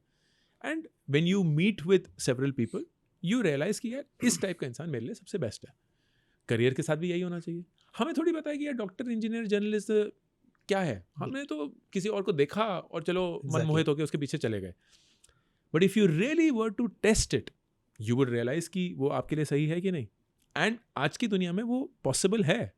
आप बिना किसी नौकरी करे हुए ऑनलाइन कोर्सेज लेके, फोरम्स ज्वाइन करके, फ्रीलांसिंग करके, इंटर्नशिप करके उस पेशे के बारे में बहुत कुछ जान सकते हैं without committing to marry into that profession और that career. And that's what you have to do. 3-6 महीने का प्लान बनाइए कि चलिए आज डिजिटल मार्केटिंग से शुरू करते हैं। मुझे नहीं पता क्या है, लेकिन बड़ा अच्छा लगता है। कोर्सेज करिए, फोरम्स ज्वाइन करिए, इंटर्नशिप लीजिए, फ्रीलांस करिए, एंड अपने आप से फिर सवाल पूछिए, मज़ा आया कि नहीं आया? नहीं आया, छोड़ दीजिए, नेक्स्ट चीज़। मज़ा आया, आगे एक्सटेंड करिए। फाइनेंशियल स्टेबिलिटी अभी भी है, ओके, हाँ, जॉब तो ऐसा नहीं है कि लाने पड़े हुए हैं, ऐसा नहीं है कि भैया हालत है, सड़कों पे आ गए हैं, बट एक्सप्लोर भी कर रहे हैं। Exactly. And if you are able to do this for a period of 2-3-4 years, एंड कॉलेज से ही अगर आप शुरू कर लेते हो तो बहुत ही बढ़िया है। बाय द टाइम यू 25 आपको बहुत क्लैरिटी मिलेगी, and it is a great time for you to know कि यार सारी चीज़ें जो 6-8 करियर हमने डेट करे हैं, उसके बाद लग रहा है कि ये एक है जिसमें हम अगले कम से कम 5-10 साल तो कमिट कर सकते हैं। ज़िंदगी और किसने देखी है, बिल्कुल। लेकिन इतना तो कर सकते हैं, and then you proceed with that. Fine Ankur, अभी आपने कहा कि आप कुछ और कर रहे हैं, प्लस बहुत सारे लोग आपके आसपास के हैं, उनसे इन्फ्लुएंस होके फिर इधर आए, तो मतलब मेरे साथ भी कुछ ऐसा ही हुआ। हाँ। आई वाज इनटू सॉफ्टवेयर्स, अच्छा। बट मेरे जो दोस्त लोग थे दे वर इनटू जर्नलिज्म, तो अच्छा। उनका क्या कहना होता था, यार ये बड़ी अच्छी फील्ड है, बड़ी अच्छी तुम उसको छोड़ो ना, क्या बैठे रहते हो, कोडिंग वोडिंग उसको छोड़ने का है और ये काम करने का है, इसमें ना देखो बैलेंस मिलती हैं, ये होता है वो होता है। ठीक है, ट्रैक पकड़ा तो इधर अभी। बट इसमें मैं आपसे एक चीज़ पूछना चाह रहा था कि अभी हम बात कर रहे थे कि करियर चूज करने की, ये सब चीज़ की, तो अंकुर अभी भी अगर हम देखें ना, जो इनिशियल ऑफर लेटर होते हैं ना कंपनीज के, वो वही पुराने 10 साल पुराने वाला पैकेज मिलता है लोगों को, अभी भी मिलता है। तो ये क्या हुआ है, क्या लोगों कंपनीज को पता लग गया है कि वो स्किल्स उनकी डेवलप नहीं हुई हैं, तो हमें वही लोग हायर करने हैं, उतनी पैकेज रखना है, या फिर ये क्या क्या चीज़ है, मतलब इतना क्यों ये दिक्कत है? द रियलिटी इज कि आप ना अगर किसी भी इंडस्ट्री का बिजनेस मॉडल समझनेंगे, यू विल अंडरस्टैंड कि उसका कॉस्ट स्ट्रक्चर ऐसा क्यों होता है। फॉर एग्जाम्पल, आईटी में एक सर्विसेज मॉडल है, एक प्रोडक्ट मॉडल है। फॉर एन एग्जाम्पल, एक IT services company, Infosys, Wipro, TCS वगैरह, ये सर्विस कंपनी है। प्रोडक्ट कंपनी क्या हो गई? गूगल, फेसबुक, जोहो, जोमाटो, ये सब। अंतर क्या होता है?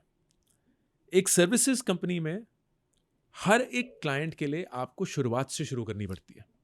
तो उनको क्या प्रोडक्ट बनाना है, उनको कौन सा प्रोजेक्ट करना है, उनको कौन सा काम करवाना है, आप शुरू से शुरू करेंगे। तो आप कोड करेंगे उस क्लाइंट के स्पेसिफिक नेचर के लिए, उस स्पेसिफिक कॉन्टेक्स्ट के लिए, उस स्पेसिफिक बिजनेस के लिए। वो कोड आप किसी और क्लाइंट के साथ शेयर नहीं कर सकते क्योंकि इंटेलेक्चुअल प्रॉपर्टी है। वो कोड आप कहीं और यूज़ नहीं कर सकते क्योंकि it is the client and the project work. तो एवरीथिंग इज सर्विस ओरिएंटेड, जहां लोग जरूरी हैं to deliver each and every project. Product company में आपने एक प्रोडक्ट बना लिया, लेट्स से आपने जोमेटो का ऐप बना दिया, गूगल मैप्स बना दिया, जीमेल बना दिया, एक बार लिखा, एंड फिर उसको चाहे 1000 लोग यूज करें या लाखों लोग यूज करें या करोड़ों यूज करें, आपको एक और लाइन ऑफ कोड नहीं लिखना। एग्जैक्टली। वो तो प्रोडक्ट बन चुका है। Copy. ऑफ कोर्स आपको उसको मेंटेन करके रखना है, उसको डेवलप करना है, उसको इम्प्रूव करना है, but every time you write a piece of code, it is used by millions of people और billions of people depending on that scale. Now naturally इन दोनों इंडस्ट्रीज का बिजनेस मॉडल बहुत अलग है। यहाँ कॉस्ट स्ट्रक्चर पीपल डिपेंडेंट है, exactly. यहाँ कॉस्ट स्ट्रक्चर कोड डिपेंडेंट है, टेक्नोलॉजी डिपेंडेंट है। तो यहाँ बाय डिजाइन लोगों को बेइंतहा पैसा नहीं मिल सकता, क्योंकि अगर मिलेगा तो हर प्रोजेक्ट लेवल पे ही वो अनप्रॉफिटेबल हो जाएगा। Exactly. लेकिन यहाँ बाय डिजाइन लोगों को बेइंतहा पैसा मिल सकता है, क्योंकि अगर वो बहुत अच्छा कोड करे तो वो कोड बिलियंस ऑफ लोगों तक जाएगा। And that is why same software engineer, same coding skills, same knowledge एक आईटी सर्विसेज कंपनी में बहुत कम कमाएगा और एक प्रोडक्ट कंपनी में बहुत ज़्यादा कमाएगा। अगर इंसान सेम है, स्किल सेम है, तो ये अंतर क्यों? Only driven by the business model of the industry. तो मैं अक्सर ये बोलता हूँ अपने 20s में कि यार एक ना आदत डालिए आप, और ये बड़ी इंटरेस्टिंग आदत है, अगर लग जाएगी तो बहुत अच्छा रहेगा। ये आदत कहीं कहीं कोनों में हमें मिल जाती है। आदत क्या होती है? हम गए हुए हैं जी किसी पहाड़ पे वेकेशन के लिए, एंड किसी ढाबे पे बैठे हुए हैं, एंड फिर हम कैलकुलेट करना शुरू करते हैं कि ये ढाबा कितने पैसे कमाता होगा। एग्जैक्टली पता नहीं, हमारे को बड़ा ही मजा आता है इसमें। यार यहाँ बैठे हैं 40 लोग, सबके बिल हैं करीब 400 रुपए के, लोग आ रहे हैं इतने, तो ये ना ढाबा मोटा मोटा इतना कमाता होगा। बहुत अच्छी आदत है। अब इस आदत को ना हर एक चीज़ के लिए यूज़ करिए, सिर्फ वो चीज़ों के लिए नहीं जो बहुत आसान होती हैं कि भैया पान के स्टॉल कितना कमा रहा है या अंडे वाला कितना कमा रहा है या कुछ और। आप ये सोचिए यार मैंने आज जोमेटो, ब्लिंकिट, जेप्टो, स्विगी इनसे ऑर्डर किया, ये कैसे कमाते होंगे, इनका कॉस्ट मॉडल क्या होगा। मैंने आज व्हाट्सएप यूज़ किया, वो कैसे कमाता होगा, उसका बिजनेस मॉडल क्या होगा। आज मैंने एक ये टीवी शो देखा, उसका बिजनेस मॉडल क्या होगा। केबीसी कैसे पैसे कमाता है, जी न्यूज़ कैसे पैसे कमाता है। It is fascinating when you start asking this question ना, यू विल गेट क्लैरिटी कि बिजनेसेस चलते कैसे, and that is what will make it clearer कि क्यों किस इंडस्ट्री में सेम काम के लिए बेइंतहा पैसे मिलते हैं और उसी सेम काम के लिए बहुत कम पैसे मिलते हैं। It is a function of the business model of that company, that industry, that sector. Okay Ankur, अभी एक चीज बताएं कि अगर कोई मिड 30s में या 40s में अपने करियर चेंज करना चाहे तो वो कितना मतलब उसमें कितना स्ट्रगल आ सकता है और क्या ये पॉसिबल है? पॉसिबल तो है क्योंकि मैं आपके सामने बैठा हूँ तो पॉसिबल तो बिल्कुल है। एंड आई थिंक थोड़ा सा आसान ही हो गया है। सबसे ज़्यादा मुश्किल जो होता है ना वो मेंटल है कि यार लोग क्या कहेंगे, इस काम में मैं इतना एक्सपीरियंस्ड हूँ, इतने सालों से ये करता आ रहा हूँ, अब जाके फिर से नई नहीं हो किसी पाया तो इंडस्ट्री क्या होगा? में बिल्कुल क्या होगा अगर नहीं हो पाया, जिम्मेदारियाँ इतनी हैं, वो लोन चल रहे हैं, बिल्कुल। वो बच्चे हैं, वगैरह वगैरह चीज़ें। तो ज़्यादा लोड या बर्डन जो है वो इमोशनल और मेंटल है। एक्चुअल फिजिकल बर्डन इतना है नहीं, क्योंकि जो भी आप कुछ सीखे हैं ऐसा नहीं है कि आप वो कहीं और नहीं इस्तेमाल कर सकते। लाइक आप इस फील्ड में हैं, अगर मैं आपको बोलूँगा कि यार अयाज आप डॉक्टर बन जाइए तो ऑफकोर्स वो बहुत अलग चीज़ है। एग्जैक्टली लेकिन अगर मैं आपको बोलूँ कि कंटेंट में आप किसी भी दिशा में चले जाइए, वो कंटेंट क्रिएशन हो सकता है, वो कंटेंट राइटिंग हो सकता है, वो एडिटिंग हो सकता है, वो गोस्ट राइटिंग हो सकता है, वो ऑथर बनना हो सकता है, you will find it hard but it's not impossible. Exactly ऐसा नहीं है कि आप कर नहीं सकते। यही होता है कि डर लगता है थोड़ा, एंड थोड़ा सा ऑफकोर्स हेजिटेशन होती है।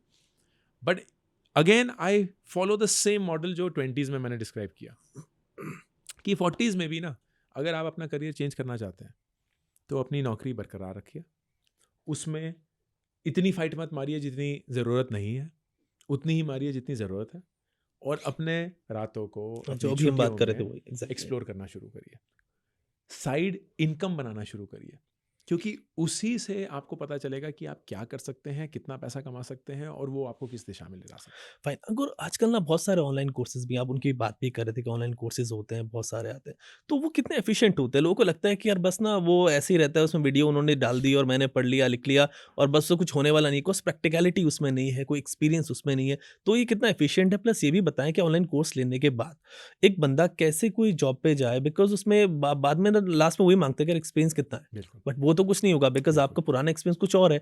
ऑनलाइन कोर्स आपने एक किया तो रिक्रूटर तो कहेगा कि भाई आपने कुछ किया ही नहीं है। बिल्कुल बिल्कुल। तो ये बहुत क्लियर होना चाहिए कि जानना और करना, इसमें गैप होता है। आप ऑनलाइन कोर्सेज करने के लिए नहीं, जानने के लिए यूज़ करते हैं। ओके तो आप ये जानने की कोशिश करेंगे कि इस स्किल को बनाया भी कैसे जाए, कैसे बिल्ड किया जाए, एंड यूट्यूब से शुरू करिए। फ्री है, कहीं कुछ देना नहीं है, बहुत सारा कंटेंट है यूट्यूब पे, तो वहीं से शुरू करिए। फिर थोड़ा अपग्रेड करना हो तो कुछ अच्छे रिनाउंड पेड कोर्सेज लीजिए, वो भी छोटे छोटे दर्जे पे, लाइक 400-1000 रुपये वैसा। फिर अगर और अपग्रेड करना हो तो लाइव कोर्सेज लीजिए या कोहॉर्ट बेस्ड कोर्सेज जो होते हैं, जो 25-30 हज़ार रुपये के भी हो सकते हैं। लेकिन ये सारी चीज़ें आपको नौकरी नहीं दिलवाएंगी, आपको सिर्फ ये बताएंगी कि इस स्किल में माहिरता कैसे प्राप्त की जाए। आपको वो स्किल डेवलप करने के लिए एक्सपीरियंस लाना ही पड़ेगा, लेकिन आप फुल टाइम एक्सपीरियंस तो लाएंगे नहीं, क्योंकि बिल्कुल वही वो एग्जैक्टली चिकन एंड काम एग कर प्रॉब्लम है। तो the best way is internships, projects, freelancing, उससे शुरू करिए। लोगों के साथ काम करिए जो वो काम कर पा रहे हैं और उनके साथ सीखिए। Basically get equipped with what the practical application of the skill is जो आपने ऑनलाइन सीखा है, and give that time, may be 3-6 महीने, बट क्योंकि आपने काम किया होगा, you will automatically during an interview process come out stronger, क्योंकि आप बोलेंगे ही फ्रॉम बिल्कुल योर प्रैक्टिकल एग्जैक्टली एक्सपीरियंस। ऐसा तो है नहीं कि अगर आपने काम नहीं किया है तो फिर तो कुछ नहीं बोल पाएंगे, और अगर आपने काम किया है तो वो इंस्टेंटली झलक जाएगा। And that is the way to do it. Fine internship वगैरह वो चीज़ करनी चाहिए। अंकुर एक बड़ा इंपॉर्टेंट क्वेश्चन आता है लोगों का ना, उसमें ये आता है कि जब भी कोई जॉब वगैरह की तरफ जाता है तो how to negotiate a job offer. वो बड़ा मतलब प्रॉब्लमेटिक है। उसमें ना होता कि एचआर ने कॉल कर दिया भाई मुझे इतना देने का है, और वो फिर वो नेगोशिएशन पे चलता है। वो जो एचआर ने जो जितना बंदा कोई बोलता है उससे वो 10-20% पे ही जाके वो नेगोशिएट होता है। तो how to better negotiate a job offer उसको। तो 2-3 चीज़ें हैं. नंबर 1, प्लीज़ ये जानने की कोशिश करिए, जैसे हम पहले भी बात कर रहे थे, कि एक कंपनी का एक बजट होता है फॉर एवरी रोल, और उस बजट में आपकी ज़िंदगी इम्पोर्टेंट नहीं होती है. ओके। तो कंपनी को फ़र्क नहीं पड़ता कि आपके लोन चल रहे हैं, कंपनी को फ़र्क नहीं पड़ता कि आप किराए के मकान पे रहते हैं, कंपनी को फ़र्क नहीं पड़ता कि आपके घर में किसी की हेल्थ कंडीशन है और उसमें पैसे जाते हैं, क्योंकि कंपनी आपकी ज़िंदगी के अनुसार उनका बजट नहीं चेंज करेगी. सो अक्सर सबसे बड़ी गलती जो लोग ये करते हैं, वो बोलते हैं कि यार मेरे इतने खर्चे हैं, एग्जैक्टली। तो इसलिए मुझे इतना पैसा चाहिए. बिल्कुल सही है, लेकिन वो इतना ज़रूरी नहीं है कि कंपनी बोल देगी कि हाँ इनके खर्चे इसलिए हैं तो इसलिए इतना देना पड़ेगा. वो बहुत कम होता है. वो सिर्फ उन्हीं लोगों के लिए होता है जो इतने अच्छे हैं कि कंपनी बोलती है किसी भी कीमत पे इस इंसान को लाना है. And very rare it comes after a long time. Step number 1. Step number 2, ये बजट जो है ये यूजुअली एक मार्केट बेंचमार्क होता है. ऐसा नहीं होता कि हवा में से निकाल दिया है. हमें लगता है कि कंपनियां ऐसे करती हैं, लेकिन एक डिमांड सप्लाई असेसमेंट होती है कि यार इस कंपनी में इस रोल के लिए इतने पैसे पे लोग हमें मिल जाते हैं तो हम देने के लिए तैयार हैं वगैरह. तो आपका फ़र्ज़ बनता है कि आप उसके बारे में रिसर्च करें कि इस रोल इस कंपनी में क्या एवरेज सैलरीज होती हैं, क्या रेंज होता है. एंड ये पब्लिक इन्फॉर्मेशन इतनी पब्लिक भी नहीं है, बट मिल जाती है. salary.com पे जाएंगे, indeed.com पे जाएंगे, so you will get enough and more. Glassdoor enough and and मोर इन्फॉर्मेशन कि रेंज क्या है. So you have to go in with that कि हमें पता है कि इस कंपनी में इस रोल के लिए ये सब मिलता है. And then the third one is try to always find a win win in that negotiation. Win win का मतलब क्या? नेगोशिएशन का मतलब ये नहीं है कि हम जीते और वो हारें. इसका मतलब ये भी नहीं होना चाहिए कि वो जीते और हम हारें. बिल्कुल। मतलब होना चाहिए कि दोनों साइड जीते. अब कंपनी पैसे ऐसा नहीं है कि देना नहीं चाहती. उन्हें पता नहीं है कि आप कितने अच्छे हैं, कितना काम कर पाएंगे, कितना वैल्यू क्रिएट कर पाएंगे. तो इसीलिए एक लेवल ऑफ हेजिटेशन है. So now start thinking what could be smarter ways of getting to that Okay. Same amount. आप परफॉर्मेंस बेस्ड बोनस डिस्कस कर सकते हैं कि ठीक है, अगर आपको ऐसा लगता है कि मैं बहुत ज़्यादा फिक्स सैलरी नहीं ले सकता, but depending on my performance मैं उससे ज़्यादा लेना चाहूँगा. यू कैन डिस्कस ESOPs या स्टॉक ऑप्शंस कि आप कंपनी में स्टॉक ऑप्शन दे दिए ताकि अगर कंपनी बढ़ेगी तो उससे भी मेरी वैल्यू मिलेगी. You can discuss joining bonus कि हाँ अगर आप इस साल नहीं दे सकते तो एक ज्वाइनिंग बोनस दे दीजिए which will there. You could discuss a retention bonus कि अगर मैं कंपनी में 1-2 साल रहा तो मुझे उस की वजह से पैसे मिलेंगे. You can discuss some perks कि हाँ आप मुझे पैसे मत दीजिए लेकिन आप पे कर दीजिए ताकि टैक्स मेरा उस समय बच जाए. So you will have to be smart about how आप अपनी प्रॉब्लम सॉल्व कर पाएं एंड कंपनी की भी प्रॉब्लम सॉल्व हो पाए, which makes it a win win. Now it's not always easy and the biggest lesson is कि एक डिमांड सप्लाई कर्व होता है फॉर एवरी प्रोफेशन. तो एक वक्त था जब सॉफ्टवेयर इंजीनियर बैंगलोर में अगर लंच करने जाते थे तो हाथों हाथ 3 जॉब ऑफर ले आते थे, क्योंकि पे इंतहा डिमांड था कि सबको सॉफ्टवेयर इंजीनियर चाहिए. अब ऐसा वक्त है कि सब अपनी जॉब ऐसे पकड़ के बैठे हुए हैं Exactly. कि कहीं ले ऑफ ना हो जाए, क्योंकि नौकरियां तो हैं नहीं बाहर. So it is a cycle.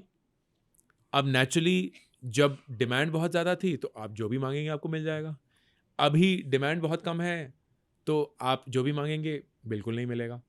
So you have to be also aware of what that cycle is, because there will be times when you will be in demand and there'll be times when you, despite being the best, are not in demand. Okay Ankur, अभी आपने बात की कि सब ना job से चिपके हुए बैठे, तो ये सिचुएशन अभी आगे जब एआई अभी और ज़्यादा आ गया ना, तो और ज़्यादा डर लोगों के बीच में आ गया कि यार ये कोई मेरी नौकरी तो नहीं खा जाएगा, प्लस बहुत सारी चीज़ें ऑलरेडी ऑटोमेशन पे चली गई हैं।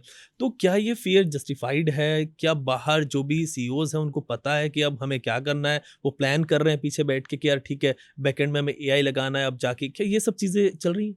यार जस्टिफाइड तो है, डरने वाला समय है। एंड ये नहीं बोलूँगा कि डर ये है कि सबकी नौकरियां चली जाएंगी, डर ये है कि नौकरियां बदल जाएंगी। जब कभी भी कोई टेक्नोलॉजी आती है तो नौकरियां नहीं जाती हैं, नौकरियां बदल जाती हैं। तो एक समय था जब हर एक इंसान किसान था, फिर ट्रैक्टर आ गए, मशीनरी आ गई, तो लोगों की ज़रूरत थोड़ी कम हो गई, तो नौकरियां बदल गई। वही इंसान जो किसान था या खेतों में काम करता था, अब कहीं और काम कर रहा था। वही इंसान जो फैक्ट्री में काम करता है, वो कहीं और काम कर रहा था। वही इंसान जो एक एक मैनुअली पंच करता था, अब कंप्यूटर पे काम कर रहा है।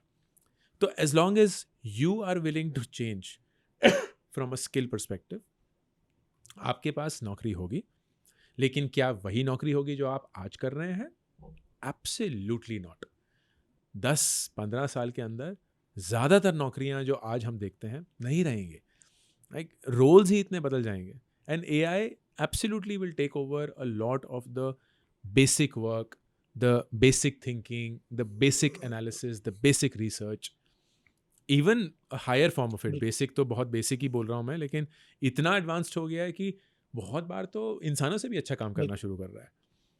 तो nature of work will change, but I don't think work will ever go out. And that means only one thing for everyone, कि आपके पास ना ऑप्शन नहीं है अब but to get comfortable with technology. तो वो लोग जो बोल रहे हैं ना, नहीं यार AI तो हमें नहीं समझ में एग्जैक्टली, आता, बिल्कुल। हमें नहीं करना AI, हम देख लेंगे, वही सबसे पहले अपनी नौकरी से हाथ गवा बैठेंगे।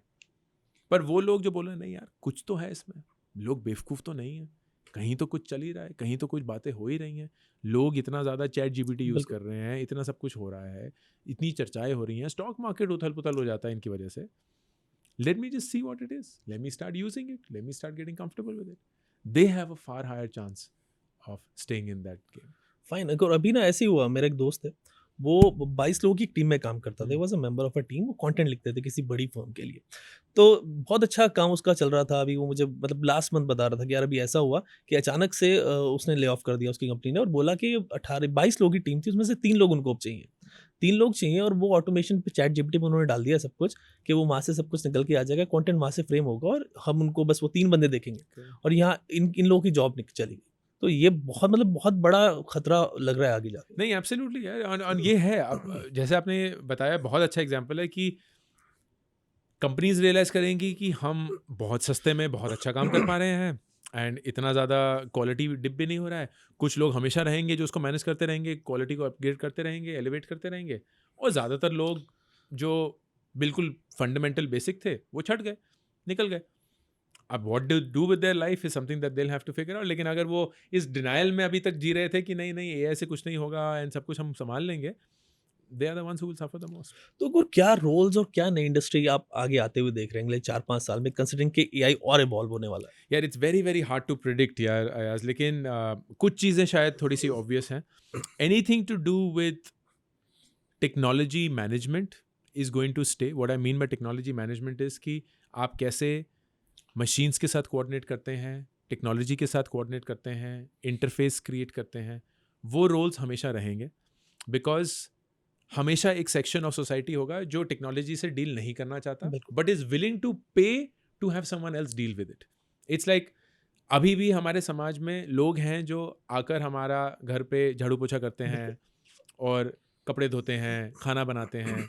ऐसा नहीं है हम खुद नहीं कर सकते, ऐसा ये भी नहीं है कि मशीनें नहीं कर सकती, लेकिन हम तब भी क्या करवाते हैं क्योंकि हमारे पास पैसा है एंड हम अपना पैसे से वक्त खरीदना चाहते हैं किसी दूसरे इंसान का to provide employment. The same way कोई इंसान होगा जो बोलेगा यार मुझे ये टेक्नोलॉजी से इंटरफेस नहीं करना है, मुझे बस काम करवाना है, तो आप यूज़ कर लो ये टेक्नोलॉजी, लेकिन आप मेरे लिए वो काम कर दो। So that will become a massive industry where people are going to use technology to act as a human agent for people who don't want to use technology. Now इसका shape and form क्या होगा बहुत अलग है। यही content creation की बात उठा लेते हैं कि फ़र्ज़ करिए एक क्रिएटर है, या एक्चुअली क्रिएटर भी नहीं है, एक CXO है, ठीक। वो बोलते हैं यार मुझे ना लिंक्डइन पे अपना पर्सनल ब्रांड बनाना है, मेरे पास 2 चॉइसेस हैं, ठीक है। या तो मैं ये AI सॉफ्टवेयर ले लूँ $20 महीने का एंड ये मेरा सारा काम कर लेगा, लेकिन मेरे पास ना यार वक्त नहीं है और मैं ना ये जानना नहीं चाहता, सीखना भी नहीं चाहता, नहीं करना। या दूसरा, मैं एक इंसान को हायर करूं, उसको $100 महीना दे दूं एंड वो सारा काम कर ले, ठीक एंड वो इंसान उस सॉफ्टवेयर को $20 महीने में यूज करके इस इंसान के लिए $100 महीने में काम करवाएगा, and that will B an industry which doesn't mean कि वो इंसान बहुत दिग्गज है और कुछ ऐसा जाता है लिंक्डइन के बारे में जो कोई और नहीं जानता ना। They are using the exact same software that the world is using. They are just using it for someone who doesn't want to use that technology. Fine. Ankur, एक चीज़ और आती है यहाँ पे ना, कहते हैं कि पहले ब्लू कॉलर जॉब्स थी, कंप्यूटर आया, वाइट कॉलर जॉब्स आ गई, लेकिन अभी जो AI आया है वो कोई कॉलर बचा ही नहीं है कि किस जॉब पे जाएंगे। You know, बहुत इंटरेस्टिंग सी चीज़ मैं पढ़ रहा था कि सबसे पहले प्रिडिक्शन जब टेक्नोलॉजी बननी शुरू हुई, रोबोट्स वगैरह बने, प्रिडिक्शन ये था कि यार फैक्ट्री वर्कर्स की नौकरी तो गए, रोबोट आएंगे, धड़ धड़ धड़ धड़ सब कुछ, पैकेजिंग, शिपिंग, सब कुछ हो जाएगा। इंटरेस्टिंगली उनकी नौकरी अभी भी बरकरार है। जो भी फिजिकल लेबर है उसको AI दूर दूर तक टच नहीं कर बिल्कुल सकता, नहीं। मतलब अभी तो कम से कम नहीं कर Exactly. सकता, लेकिन सारे नॉलेज वर्कर्स एकदम सब हिल गए हैं। यार सोच रिप्लेस होने वाली है, लेकिन फिजिकल लेबर नहीं रिप्लेस हो रहा अभी भी, and that is the beauty of how technology moves and how it gets done. तो मैं तो ये बोलता हूँ कि अभी surprisingly the most secure jobs are blue collar jobs, क्योंकि किसी को तो फैक्ट्री में इंसानों की जरूरत है, किसी को तो वो काम करना ही पड़ेगा, किसी को तो सफाई करनी ही पड़ेगी, बिल्कुल। किसी को तो खाना बनाना ही पड़ेगा, किसी को तो वो सारी चीजें करनी पड़ेंगी which are quote and quote blue collar, whether it's informal और फॉर्मल। लेकिन वाइट कॉलर जॉब्स तो आज ही न्यूज़पेपर में फुल पेज ऐड आया है, कोई लीगल AI ने बोला कि हम कर लेंगे, एग्जैक्टली। लाइक आपको क्यों चाहिए एसोसिएट लॉयर, या वो आप उसको रिटेनर दे रहे हैं, आप डालिए, हम स्कैन स्कून करके सब कुछ एनालाइज करके रिसर्च करके आपको बता देंगे, लीगल एडवाइस दे देंगे, टैक्स एडवाइस दे देंगे, and it's like somebody who is putting a full page ad on a national daily. तो it is crazy how fast the world is moving, but collar कौन सा रहेगा, कैसा रहेगा, Exactly. किस कलर का रहेगा, किसी, कम से कम मुझे तो नहीं पता, and very very hard to predict. Fine. तो अंकुर, जो अभी स्टूडेंट है, जो भी नए बच्चे आ रहे हैं, AI सीख रहे हैं, 1 साल के, 2 साल के, मान लीजिए 5-6 साल के, और पुराने स्टूडेंट है जो भी ग्रेजुएशन में है, उन्होंने नहीं सीखा वो सब चीज़ें, तो क्या वो डिसएडवांटेज में है कंपेयर टू देम? बिकॉज वो अब क्या करेंगे, उनका जो प्रोसेस था वो बिल्कुल ही अलग था, माइंडसेट बिल्कुल ही अलग था, और इनका बिल्कुल अलग होने वाला है। एब्सोल्युटली यार, एब्सोल्युटली, लाइक ये ना एक एरा, एक फेज होता है, जैसे जब 1991 में देश ओपन अप हुआ, लिबरलाइजेशन आई, वो इंसान जो उस दौरान पैदा हुआ था वो आज करीब 30 साल का है, and that means they have seen completely different world exactly. From somebody जो 10 साल पहले पैदा हुआ था, जो आज 40 साल का है। उनके लिए दुनिया ही अलग है, उनके लिए इंटरनेट डिफॉल्ट है, उनके लिए गूगल, फेसबुक फंडामेंटल तरीके हैं। तो जो जनरेशन सर्च इंजन पे पली बड़ी वो अलग है, जो जनरेशन एनसाइक्लोपीडिया पे पली बड़ी बिल्कुल। वो अलग है। आज की जनरेशन तो गूगल सर्च भी नहीं जा रही है, वो Exactly. चैट जीपीटी से हेलो ये वो वगैरह, सिरी, ओके गूगल, वॉइस पे सब कुछ चल रहा है। सो इमेजिन एक ऐसा लेयर है जो बोल रहे हैं कि यार हमें पढ़ना और लिखना क्यों आना चाहिए, बिल्कुल। आवाज़ ही काफ़ी है, आवाज़ से सब कुछ हो जाता है। तुम आवाज़ से मैसेज भी भेज सकते हो, आवाज़ से मैसेज पढ़ भी सकते हो, आवाज़ से सवाल भी पूछ सकते हो, आवाज़ से सवाल के जवाब भी समझ सकते हो। तो सब कुछ अगर आवाज़ से ही हो रहा है तो पढ़ने लिखने का क्या इतना, तो क्या है, क्यों हम इतना लिटरेसी ऐसे कर रहे हैं, at least from a reading and writing perspective. तो every generation by design is going to be at a advantage and a disadvantage when it comes to the previous generations. And you are right कि जितनी तेज़ी से technology change होती है उतना ही वो disadvantage बड़ा हो जाता है। तो जो कोविड में बच्चे एग्जैक्टली। कॉलेज घुसे, उन्हें ऐसा लगा यार बर्बाद हो गई ज़िंदगी, कॉलेज के मज़े ही नहीं लिए वगैरह वगैरह, लेकिन फिर 1 ही साल के अंदर चैट जीपीटी अनाउंस हुआ, उन्होंने सारे यूज प्रोजेक्ट करना ऐसे जा शुरू रहे किया, सब प्रोजेक्ट वैसे शुरू हो गए। एंड अब वो 2-3 साल के अंदर इतने माहिर हो चुके हैं कि वो उन लोगों का काम कर पा रहे हैं जो 2018 में कॉलेज गए थे, पूरा कॉलेज का मजा लिया, पूरा क्लासेस बिल्कुल, अटेंड करी एग्जैक्टली। वगैरह वगैरह, एंड कोई आइडिया ही नहीं है कि दुनिया कितनी जल्दी से बदल गई है। 2-3 साल की बात हुई है ये। So it is something which is crazy. Ankur, इसमें एक चीज़ बताएँ कि अभी सब कुछ ना जीपीटी वगैरह पे आ गया, सब कुछ एआई से चीज़ें हम लोग भी करते हैं। तो एक ना आर्टिफ़िशियल चीज़ें हो गई हैं कि यार नॉलेज वो मेरे पास है, जबकि वो मेरे पास है नहीं। आपने कहा इवन दो उसकी ज़रूरत नहीं है, चलिए मान लीजिए ज़रूरत नहीं है।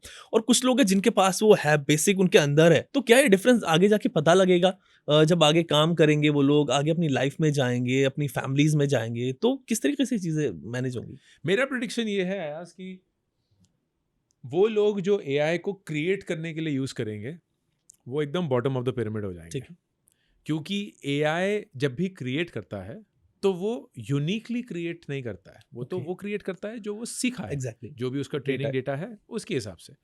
तो आप चाहे जितना भी स्पेशलाइज प्रॉम्प्ट डाल दें, जितना भी कुछ बोल दें, इट इज़ गोइंग टू से मोर और लेस द सेम थिंग्स। लेकिन जो लोग एआई को अपना काम एलिवेट करने के लिए यूज करेंगे वो जीतेंगे। ठीक है। विच मीन्स कि वो ऑथर जो बोलेगा यार एआई से मैं किताब लिख लूंगा, उसकी किताब नहीं चलेगी। लेकिन वो ऑथर जो बोलेगा कि मैंने अपनी किताब लिख दी है, अब मैं एआई को यूज करूंगा कि इस किताब को और इंटरेस्टिंग बनाओ, ठीक है। और कैप्टिवेटिंग बनाओ, और एक्साइटिंग बनाओ, वो जीत जाएगा। सेम वे कोई वीडियो एडिटर बोलता है यार ये रहा raw footage, AI do your magic, कर देगा वो मैजिक, लेकिन वो मैजिक फिर सारे मैजिक सभी जैसे ही करेंगे। होगा। लेकिन वो एडिटर जो अपना काम डाल देगा और फिर बोलेगा AI elevate this to a whole new level, वो अलग चला जाएगा। So the comparison I use is कि विजुअल इफेक्ट्स इंडस्ट्री या स्पेशल इफेक्ट्स इंडस्ट्री एग्जिस्ट क्यों करती है? वो इसलिए करती है क्योंकि कुछ चीजें हैं जो हम बाय लॉ ऑफ फिजिक्स या तो कर नहीं सकते, Okay. या उसको करना बहुत एक्सपेंसिव होता है या बहुत डेंजरस, बहुत रिस्की होता है। So you will get special effects और कंप्यूटर्स और technology to recreate that. But इसका मतलब ये तो नहीं है कि कोई भी इन्वॉल्व नहीं है उसमें। ग्रीन स्क्रीन के सामने लोग मूव करते हैं ना, डायलॉग्स बोलते हैं ना, उसके ऊपर एक इम्प्रिंट बनता है ना, उसके ऊपर फिर कोई स्पेशल इफेक्ट्स पे काम करता है ना। So that technology elevates the game, but it is very very hard to completely create something from scratch using technology and make it superior. Fine. Ankur, जो अब लोग बच्चे ग्रेजुएशन कर रहे हैं, जो अपनी 10th-12th में है या फिर अपने जॉब मार्केट में जाने के लिए रेडी हैं, so as a founder CEO आपकी उनको क्या राय होगी, कंसिडरिंग कि एआई जैसे हम बात कर रहे हैं कि वो आगे आएगा? 3 स्किल्स हैं जो आपको चाहे आप चाहें या ना चाहें एक्वायर करने ही पड़ेंगे। नंबर 1 कम्युनिकेशन, एंड कम्युनिकेशन सिर्फ बोलना नहीं होता, लिखना भी होता है, सुनना भी होता है। Communication is going to be critical क्योंकि आपके दिमाग में जो भी सारे ख्याल हैं, जो भी सारे ख्वाब हैं, जो भी सारी तमन्नाएं हैं, वो जब तक आप एक्सप्रेस नहीं कर सकते एंड कॉम्प्रिहेंसिबल नहीं बना सकते, इट इज़ कम्प्लीटली इरेलीवेंट। दूसरा, as we have been talking, affinity to deal with technology. ठीक है। टेक्नोलॉजी से दोस्ती करनी पड़ेगी, चाहे आपको वो पसंद है, नहीं पसंद है, कैसे है, क्या है, that is something which is there, but that is very important. And third, जो हमने फिर डिस्कस किया, understanding of money flow, not money but money flow, Money flow. Which means कि पैसा कहाँ से आता है, कहाँ जाता है, क्यों आता है, क्यों जाता है। जितना ज़्यादा आप इन 3 चीज़ों के बारे में, कम्युनिकेशन, टेक्नोलॉजी, मनी, जानेंगे, उतना ही आप इक्विप होंगे to make the right decisions. You will know which career will be a better suited career, which career is likely to grow much more, which career is better suited for me, where can I grow and be absolute rock star. But these 3 skills in my opinion are absolutely necessary. Okay. Ankur, क्या AI ने schools को redundant बना दिया? अभी तक तो नहीं, लेकिन बहुत जल्द। मतलब ऐसा लगता है कि जो चीज़ मैं बच्चे को सिखाना चाहता हूँ वो ऑलरेडी मैं सिखा सकता हूँ। प्लस एक जो हर्ड मेंटालिटी है कि भाई एक ही चीज़ 10 चीज़ें वो वहाँ पे सीख रहे हैं जाके, जो उसको सीखना होगा वो पता नहीं वो सीख पाएगा नहीं सीख पाएगा, और प्लस हर किसी को एक ही एनवायरनमेंट में वहाँ पे रखा जा रहा है। तो इसका तो मतलब लग रहा है कि यार ये तो बहुत मतलब सिचुएशन खराब होने वाली है आगे मुझे तो जाके। बिल्कुल ऐसे ही लगता है। मैं अगले 5, 10, 15 साल एजुकेशन, स्कूल्स, कॉलेजेस उनका वजूद बहुत डगमगा जाएगा, बहुत हिल जाएगा। एंड टॉप इंस्टीट्यूट्स रहेंगे, लेकिन जो random Warikoo institute of technology, Warikoo institute of management है, वो सब बंद हो जाएंगे, क्योंकि उनकी कोई हैसियत, कोई औकात नहीं है। And the simple reason is, जो आपने बताया, हर एक स्टूडेंट का लर्निंग कर्व अलग है, वो किस ढंग से सीखते हैं वो अलग है, वो किससे सीखना चाहते हैं वो उनकी चॉइस है, और वो क्या क्या सीखना चाहते हैं वो उनकी चॉइस होनी चाहिए। तो if I can customize a complete program, जहाँ जैसे आयात सीखते हैं, जिससे सीखना चाहते हैं, जितनी जल्दी या धीरे सीखना चाहते हैं, जब सीखना चाहते हैं, तो why would you go? And the only reason then is social interaction. क्योंकि हाँ, जब हम कॉलेज गए थे, चाहे हमने कॉलेज में कुछ सीखा ना सीखा, लेकिन लोगों के साथ बातें करके, उनको जानकर बहुत कुछ अपने बारे में भी पता चला, दुनिया के बारे में पता चला। Now imagine if that is the only thing that, or one of the most important thing that school and college is offering, तो वो तो वैसे भी रिक्रिएट कर सकते हैं। लाइक बच्चों को हम साथ में पढ़वा सकते हैं, बट ज़रूरी नहीं है कि वो ही एक टीचर हो और Exactly. वही एक क्लास हो और वही सारे बच्चे बैठे हैं। It can be a absolute open playground of learning, जहाँ बच्चे आएंगे, अपनी अपनी क्लासेस जो लेना चाहते हैं लेंगे, एक दूसरे के साथ बैठ के होमवर्क करेंगे, गुफ्तगू करेंगे, प्रोजेक्ट्स करेंगे, इंटर्नशिप्स करेंगे, एंड दे विल लर्न। अंकुर, आपने बात की कि हम लोग जब स्कूल जा रहे थे तो वहाँ पे हमने सीखा, सोशलाइज हुए हम लोग ने, लेकिन अब एक बड़ा हर्डल आ गया। अब है स्मार्ट स्क्रीन, जो स्क्रीन है ना, स्मार्टफोन की स्क्रीन, वो बच्चों के लिए बड़ा हर्डल है। मैं देखता हूँ, मेरी बच्ची है 2.5 साल की, तो मेरा रहता है कि मैं उसको होम स्कूल करूँगा, मैं उसको लिए सेटअप कर लूँगा, ठीक है। तो फैमिली में क्या होता है, यार कैसे करोगे, तुम लोग नहीं कर पाओगे, प्लस तुम जॉब पे जाते हो, वाइफ मेरी होम मेकर है। मैं कहा नहीं हो जाएगा, विल मैनेज, जिस तरीके से हम प्लान करते हैं। प्लस उसमें लोग ये कहते हैं कि नहीं यार, वो सोशल स्किल्स की कैसे डेवलप होंगी। अब मैं देखता हूँ कि मेरी बच्ची दूसरों से ज़्यादा सोशल है, रीज़न बीइंग कि उनके बच्चे मोबाइल फ़ोन पे रहते हैं, और वो जहाँ बैठते हैं उनको चाहिए होता है वो 5-10 मिनट बात करेंगे, एंड देन वो कोने में चले जाते हैं और वो बात नहीं करते, बिल्कुल, एंड देन वो खींच-खींच के लाती है उनको कि नहीं, बिल्कुल। बिकॉज़ वो उसको स्क्रीन, हमारा स्क्रीन टाइम 0 है अब तक का, बहुत बढ़िया, टीवी भी बहुत नहीं बढ़िया, और मोबाइल फ़ोन भी नहीं। बहुत बढ़िया। तो ये बड़ी-बड़ी प्रॉब्लम आजकल हो गई कि हम लोगों ने जो सोशलाइज़ किया वो लोगों से बात करके किया। आजकल जो बच्चे सोशलाइज़ कर रहे हैं वो स्मार्टफ़ोन स्क्रीन के साथ कर रहे हैं। बेसिकली आईपैड, फ़ोन एक ग्लोरीफाइड नैनी है।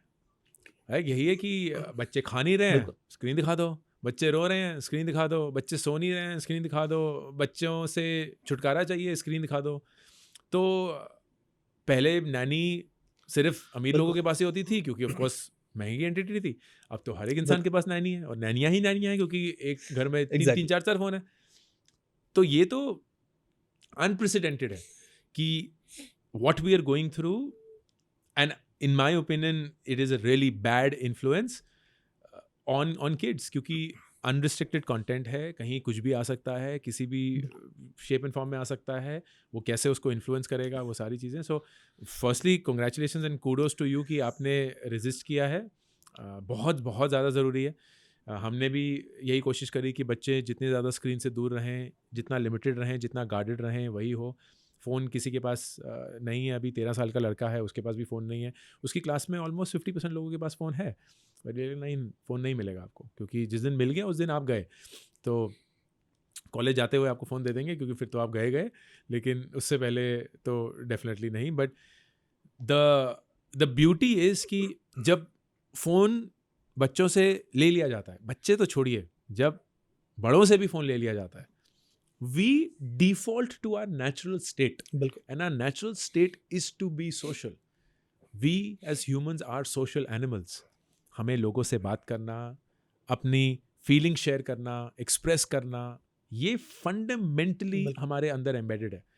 लेकिन फ़ोन हमसे वो छीन लेता है, क्योंकि वो डोपामाइन का शॉट देता रहता है, एग्ज़ैक्टली, देता रहता है, देता रहता है, तो हमें लगता है कि हमें वो मिल गया जो हमें चाहिए था। नहीं, सिर्फ अकेलापन ही मिला है और कुछ नहीं, और एंटरटेनमेंट एट बेस्ट। लेकिन आप फ़ोन ले लिया, and we will graduate and default to the state affairs. तो मुझे लगता है कि बहुत सिंपल सोल्यूशन है। इतना सिंपल है नहीं, क्योंकि अगर होता तो कर लिया होता, एग्ज़ैक्टली। कि फ़ोन हटा दीजिए एंड बहुत रिस्ट्रिक्टेड रखिए, and then you will see people naturally do what they are born to do. Ankur, आपने बात की कि आप फ़ोन नहीं देते, तो वहाँ से क्या रिस्पॉन्स आता है? और क्योंकि लोग औरों के पास 50% आप बता रहे हो उनके पास होता है, तो क्या रिस्पॉन्स आता है? क्या कन्वर्सेशन होती है? You know, it is fascinating. हम एक छुट्टी पे गए थे अपने फैमिली फ्रेंड्स के साथ, एंड बच्चे भी साथ में थे। तो फैमिली फ्रेंड में एक जो दोस्त हैं प्रमीत, उन्होंने विदुर जो हमारा लड़का है, उससे पूछा कि ऐसी कौन सी चीज़ है that you are very grateful for your parents. Okay, बड़ा ही गंभीर सवाल है 13 साल के लिए, पता Exactly. नहीं, और हम भी बड़ा डर गए थे, पता नहीं क्या होगा, ऐसे क्या जवाब दे देगा. And it was amazing. Ayaz, Vidur ने बोला कि आई एम वेरी ग्रेटफुल कि माँ पापा ने अभी तक मुझे फ़ोन नहीं दिया है, Okay. Because I have seen how my friends have become after having that phone. Considering कि 13 साल का बच्चा, बहुत बड़ा आंसर एग्जैक्टली, है ये. बहुत बड़ा आंसर है, एक बहुत बहुत ही बड़ा आंसर है. हम तो एकदम गदगद हो गए, लाइक वाह. तो लाइक खुद को तो सेलिब्रेट छोड़ो, हम आपको सेलिब्रेट exactly. करेंगे, क्योंकि इतना खूबसूरत जवाब है एंड इतनी स्ट्रॉन्ग रियलाइजेशन इस उम्र में. But I think he realizes कि जब कभी भी वो फ़ोन पे कभी कभी वक्त बिताता है, ही जस्ट बिकम्स नम. लाइक वो होता है ना, इमोशनलेस, बस बिल्कुल. देखे जा रहे हैं, स्वाइप किए जा रहे हैं, स्वाइप किए जा रहे हैं, कुछ चले जा रहा है, कुछ चले, और आपने सोचना बंद कर दिया है. आप सिर्फ अपने एक छोटे से सेंस को टिटिलेट किए जा रहे हैं and you feeling good about that. He sees that with his friends as well. तो बहुत सारे दोस्त हैं एंड ही इज लाइक, हमने दोनों बच्चों को बहुत ये बोला था कि रोज़ शाम को पार्क जाना है, रोज़ शाम को खेलना है, घर पे नहीं बैठना है. So they use to that. But they see कि धीरे धीरे उसके फ्रेंड्स आने बंद हो गए हैं, पार्क नहीं आते हैं जितना वो पहले आते थे, क्योंकि बड़े हो गए हैं, फ़ोन आ गया है, ये सब वगैरह. So he sees how his friends have also withdrawn from him and in some way he doesn't like that. तो आई थिंक लोग ना, एंड खासकर बच्चे, बहुत स्मार्ट है. उनको बताने की ज़रूरत नहीं होती कि उन्हें करना क्या है, उन्हें सिर्फ सही दिशा चाहिए होती है. बिल्कुल. एंड वो दिशा अक्सर वो माँ बाप को देखकर ही पता करते हैं. तो आप जितना भी बोलते हैं कि यार झूठ मत बोलो, फ़ोन मत देखो, ये मत करो, अगर आप खुद वो कर रहे होंगे Exactly. तो बच्चे बोलेंगे यार आप खुद ही कर रहे हो तो सही होगा ना, बिल्कुल. क्योंकि आप तो मेरे लिए भगवान है, तो अगर आप ही कर रहे हो तो फिर मैं भी करूँगा. Good, do you agree with the concept of वो प्ले स्कूल वाला कि 2 साल में बच्चे को डाल दिया एंड देन फिर वहाँ पे ना सब चीज़ उसको कैमरा से देखा जा रहा है कि वो क्या कर रहा है, और मतलब बिल्कुल भी ध्यान नहीं दिया जा रहा है, एंड देन यू थिंक कि भाई वो बहुत ज़्यादा वहाँ पे कुछ स्किल सीख रहा है, जबकि उसकी उम्र कुछ और चीज़ सीखने की होती है. तो मेरा ये मानना है कि वो प्ले स्कूल जहाँ बच्चों को बोला जाए, एक्चुअली बच्चों को कुछ ना बोला जाए और बोला यार आप बच्चे ही रहो, हम ना आपको ABCD पढ़ाएंगे, ना आपको 1 2 3 4 पढ़ाएंगे, ना हम आपको बड़े स्कूल के इंटरव्यू को क्लियर कैसे करते हैं वो सिखाएंगे. हम खिलौने और बच्चे आपके सामने रख देंगे एंड आप फिर ज़िंदगी को एक्सपीरियंस करना शुरू करिए. Those in my experience are the best places to be, क्योंकि तब बच्चा बच्चा रहता है and there are so many things that they learn on their own and they discover कि गिरने से दर्द होती है, एंड अगर कोई थप्पड़ मार दे तो दर्द होती है, तो शायद अगर हम उनको थप्पड़ मारे तो उनको भी दर्द होगी. Like all of these are very natural ways of learning. लेकिन हम ना वो मॉरल साइंस की क्लास एकदम शुरू कर बिल्कुल. देते हैं कि बच्चों को मत मारो, मम्मी पापा को ये गुड मॉर्निंग बोलो, दादा दादी के पैर छुओ, ये सब वगैरह वगैरह. And they don't understand why, Exactly. But they just start doing it क्योंकि वो बच्चे हैं and we are able to force our opinion on them. And that in my opinion is not the best way to learn at all. अब वो play school 2 साल में होना चाहिए, 3 साल में होना चाहिए, that is frankly a question of कि आपका कंडीशन क्या है. Because it's very easy for me to say कि नहीं मत डालिए बच्चों को, लेकिन अगर माँ बाप दोनों काम करते हैं, उनको अपने काम पे जाना होगा, then they will need some place that they can safely send their kid to. बट ये गलती प्लीज़ मत करिएगा एज अ माँ बाप कि आप ना इतने पोजेसिव और इतने ओवर प्रोटेक्टिव माँ बाप बन जाएं कि अरे कैमरा पे देखे जा रहे हैं, वो रखा हुआ है स्क्रीन परपेचुअली 24/7 बिल्कुल, वीडियो बिल्कुल. चल रहा है, और वो जैसे ही गिरेगा एकदम मैम को फ़ोन लगा दो कि अरे वो गिर गई है, आप देख नहीं रहे हो. Because you are not going to make it easy for your kids by doing all of this. In fact, you will make it very hard for your kids. ये रहता है अंकुर, मतलब खुद से वो प्रैक्टिस नहीं हो रही होती, देन यू एक्सपेक्ट कि वो बच्चा खुद करेगा. अभी मेरी कज़न है, वो लखनऊ से है, तो मैं उनके यहाँ पे कुछ दिन रहा था जाके, तो ऐसा हुआ कि उनकी बच्ची उनको कह रही यार ये दे दे, कि यार ये दे दे, ये क्या चीज़ हुई. मैंने कहा यार ये तो मुझे भी लगा, मैंने कहा यार आप थोड़ा अलग तरीके से आप बात करते हैं, दे दे इज बेट. वो 3 साल की उनकी बच्ची है, तो उन्होंने उसको किया यार ऐसे नहीं बोलते, फला नहीं करते, ये नहीं करते. एंड देन हुआ क्या, अगले दिन क्या हुआ, जो गुस्से में थी तो उन्होंने कहा यार ये उठा के दे. मैं बोला यार ये है वो जो वो बोल रही है. एग्जैक्टली, वो तो सिर्फ अपने माँ बाप की. मैंने कहा ये आप अपने हमेशा उसके साथ अलग तरीके से बात की, लेकिन ये जो पर्टिकुलर सेकंड आपने दे दे कर दिया, या उसने क्या कॉपी कर लिया वहां पे जाके, उसको पता लग गया कि एजिटेशन जब होना है तो मुझे ये बोलना है. बिल्कुल.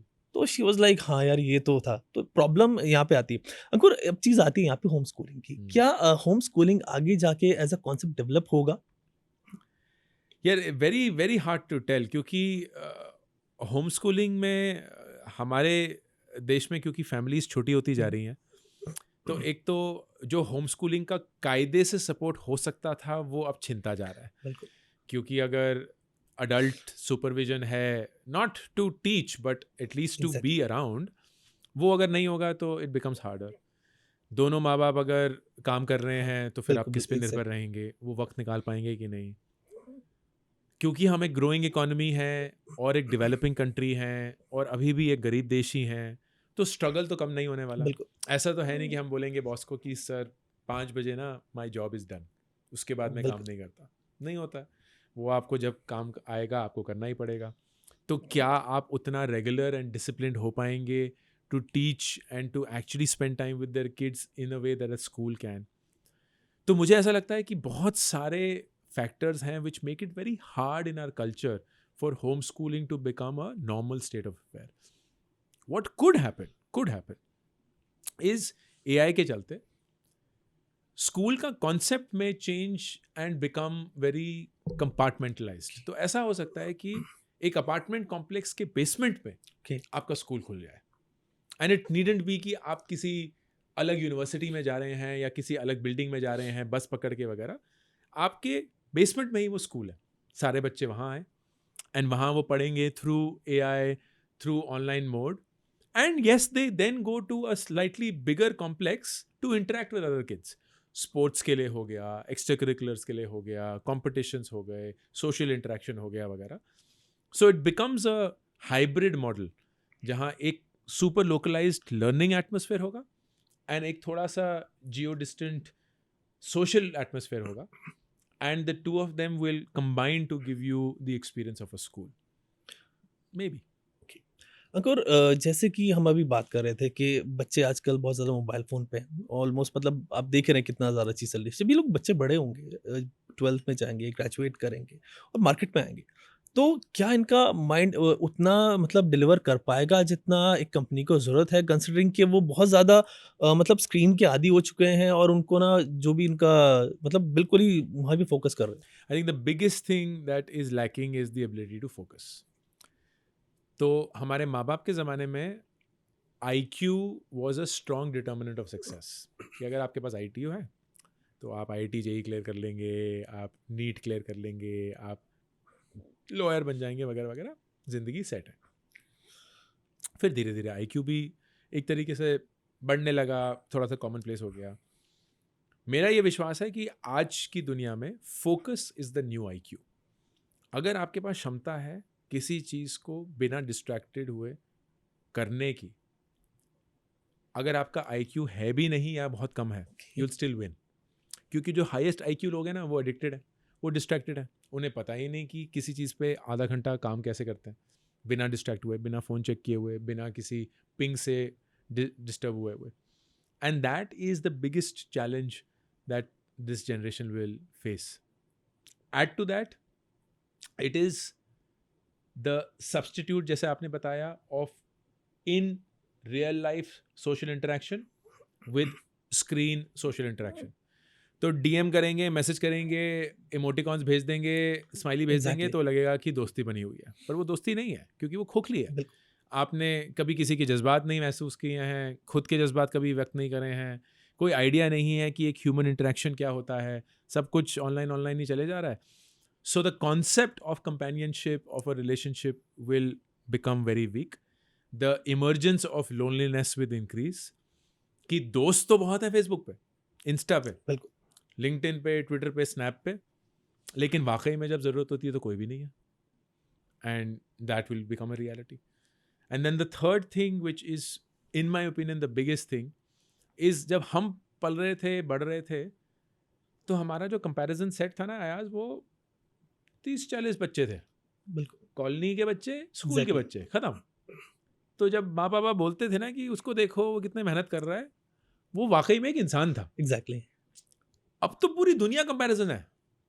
तो कहीं किसी दूर दराज देश में कोई बैठा हुआ 12 साल का बच्चा 1 करोड़ रुपए कमा रहा है, बिल्कुल और हम नहीं यार, वो 1 करोड़ रुपए कमा रहा है, वो यूट्यूबर बन गया है, वो इंडियन आइडल पे चला गया है, उसने KBC पे कुछ कर लिया है, वो चेस प्लेयर बन गया है। पूरी दुनिया जब आपका कंपैरिजन सेट बन जाती है, you are constantly feeling inadequate, you are feeling incapable, you are feeling absolutely not worthy of anything that happens to you. And that combined with loneliness and combined with lack of focus is a disaster. Exactly क्योंकि आपको ऐसा लगेगा कि आप कुछ कर नहीं सकते, आपके पास वो क्षमता ही नहीं है to focus and do something, and आपको लगता है कि आपके आसपास कोई भी ऐसा इंसान नहीं है जो आपकी तकलीफ समझ सकता है, क्योंकि है ही नहीं. Race to bottom. ऐसे हो रहा है. अभी आप देखिए मतलब इसमें आपने कहा कि लैक ऑफ फोकस, मैं ऐड करूंगा कि स्कूल की इनेबिलिटी कि वो अच्छे स्टूडेंट्स प्रोड्यूस नहीं कर पा रहे. तीसरा आ गया एआई. ये जाके वो डिजास्टर वो बन जाएगा आगे जाके, जो 10-15 साल में बहुत बड़ा बन जाएगा लोगों के लिए, इवन शायद उससे भी पहले बन जाए. बिल्कुल. तो इस सिचुएशन में जो बच्चे ये सब चीजें फेस कर रहे हैं उनको आपकी क्या एडवाइस है, हाउ टू फोकस और हाउ टू लर्न, किस तरीके से चीज? The biggest gift that you can give yourself as a kid or as a young adult today is to have set hours in a day without your screen. Okay. ये ना आपको force करना पड़ेगा. अब ये होता कैसे है? इसका एक रिवर्स साइकोलॉजी मेथड है या हैक है जो कम से कम मेरी जिंदगी में मेरे लिए काम करता है. बच्चों को जब भी बोलोगे ना ये चीज़ मत करो, वही चीज़ करने का मन करता है. एग्जैक्टली. तो हमारा दिमाग भी ऐसा ही है. हमारे दिमाग को हम बोलेंगे यार डिस्ट्रैक्ट नहीं होना, रील नहीं देखनी, शॉर्ट्स नहीं देखने, नेटफ्लिक्स नहीं देखना, तो दिमाग बोलता रहेगा यार रील देख लें, शॉर्ट देख लें, थोड़ा सा 5 मिनट. तो आप ऐसा करिए, रिवर्स साइकोलॉजी गेम खेलिए. आप दिमाग को बोलिए यार दिमाग, दिन में ना 2 आधे घंटे के स्लॉट है, जान जो करना है कर, जितना वेलपंती करनी है कर, जितना टाइम वेस्ट करना है कर, जितना डिस्ट्रैक्ट होना हो रहा, पर ये 2 आधे घंटे के स्लॉट है. और आप डिटरमिन करिए कब भी जब भी होता है वो. तो क्या होगा, दिमाग ना now stops wavering because it can now anticipate. उसे पता है कि 4:30 बजे ना आज मुझे आधा घंटा मिलेगा बिल्कुल वेलापंती करने का, तो मैं अभी नहीं भटकूंगा, क्योंकि भटकने की जरूरत ही नहीं. बिल्कुल. अगर मुझे पता ही नहीं कि मुझे वो वक्त मिलने वाला है, तब मैं आपको उकसाता रहूंगा यार थोड़ा सा देख लो ना, फोन देख लो ना.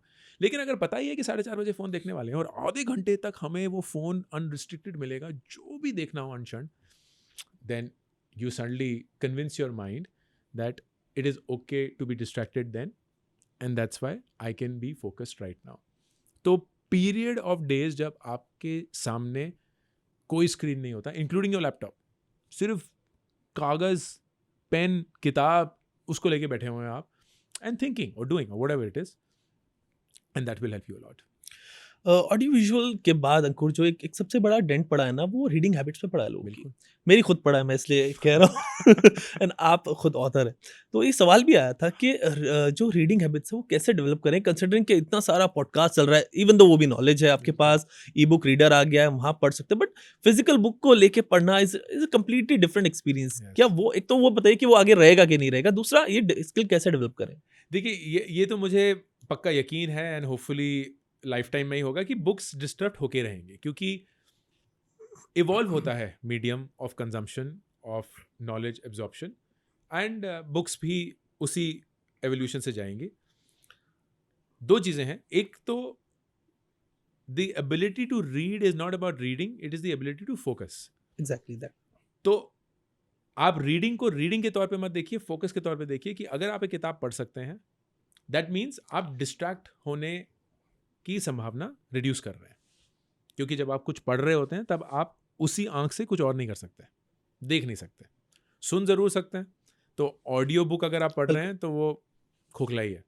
अगर आप बोल रहे हैं तो आप उसको बोल सकते हैं, लेकिन कोई और भी उसको सुन सकता है, तो इट इज़ मल्टी मोडल. लेकिन आंखें एक वक्त पे सिर्फ एक ही चीज़ अक्सर कर पाती हैं, and reading it that is option. So that is why it is a matter of focus. लेकिन रीडिंग की आदत डालने के लिए you will have to start with things that you want to read and you get excited by reading. And इसमें ना आप recommendations मत मांगिएगा. Okay. बहुत लोग पूछते हैं सर कौन सी किताब पढ़ूं? मैंने यार मेरी किताब जो मैं recommend करूंगा वो आप शुरू करोगे ना, तो आप तो बोरियत से ही मर जाओगे, क्योंकि मैं एक अलग मकाम पे पहुंच चुका हूँ, मैं अलग किताबें पढ़ता हूँ.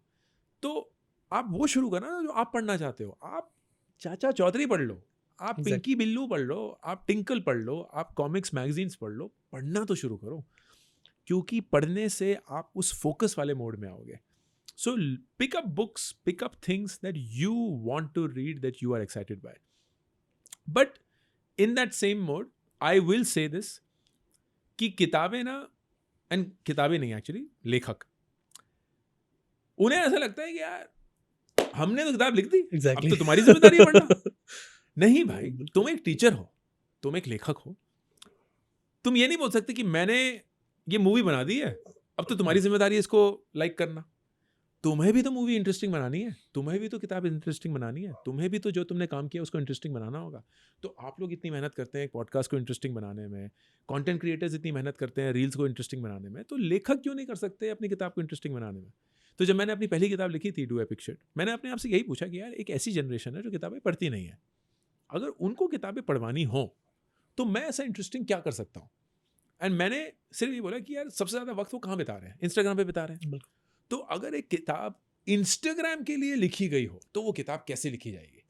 एंड वही किताब मैंने लिखी कि हर एक पन्ना अपने में ही एक लेसन है, कोई कहानी नहीं है, कोई शुरुआत नहीं है, कोई अंत नहीं है। आप किसी भी पन्ने को खोल लो, वहां पढ़ो, सिर्फ वही पढ़ लो, कुछ मिल जाएगा, उसको क्लिक करो, इंस्टाग्राम की स्टोरी पे डाल दो तो लोग भी वाहवाहियां करेंगे, आपके सारे ऑब्जेक्टिव्स पूरे हो गए। आपने फोमो भी इंड्यूस कर दिया, आपको अपने अंदर भी खुशी मिल गई कि मैंने किताब खत्म करी, आपको मज़ा भी आ गया थोड़ा बहुत क्योंकि किताब में कुछ कुछ सीखने के लिए मिल गया, एंड ये भी एक थोड़ा सा फीलिंग से आ गई कि शायद मैं किताबें पढ़ सकता हूँ, किताब भी अगर इंटरेस्टिंग हो तो मैं भी उसको पढ़ खत्म कर सकता हूँ। And that is in my opinion the responsibility of the book and the author as well. Ankur, आपने कहा था इनिशियली कि आपने बहुत सारे स्टार्टअप किए, आप सीईओ रहे, तो इसमें एक चीज़ बताएं कि दो मेंटालिटी आती है जॉब्स के साथ कि यार एक तो नौकरी करनी है, कुछ बनाना है। तो नौकरी के बारे में तो हम जानते हैं कि क्या कि अगर कुछ बनाना है, कुछ स्टार्ट करना है तो वो कैसे करे एक बंदा, उसके अंदर क्या क्वालिटी अपने अंदर डेवलप करे। एक तो इनहेरेंट होती है कि ठीक है, बट कैसे वो अपने आप को बेहतर बना सकता है? एक तो सबसे ज़रूरी चीज़ अयाज होती है ये जानना कि स्टार्टअप करने के सबसे गलत रीज़न क्या होता है। ओके। रीज़न नंबर एक जो कि गलत है कि मुझे स्टार्टअप करके पैसे कमाने हैं। मैं ना बता भी नहीं सकता हूँ कि कितने लोग इस में फंस जाते हैं। यही रीजन होता है स्टार्टअप पहले, से बिल्कुल। ना पैसे नहीं बनते हैं। अगर आप एक नौकरी पेशा इंसान हैं, आपका probability of making money is far more than startup से पैसे कमाना। क्योंकि आप तो देखते हैं कि यार वो इंसान करोड़पति बन गया है, उसका यूनिकॉर्न स्टेटस आ गया है, वो सब वगैरह वगैरह। लेकिन जो बेचारे लोग मर गए स्टार्टअप बनाते बनाते एंड उनके स्टार्टअप कहीं नहीं चल पाए, उनकी कहानी आप नहीं सुनेंगे। तो ये सर्वाइवरशिप बायस है कि आप सिर्फ उन्हीं की कहानियाँ सुन रहे हैं जो बच गए हैं, लेकिन 90% स्टार्टअप तो फेल ही हो जाते हैं।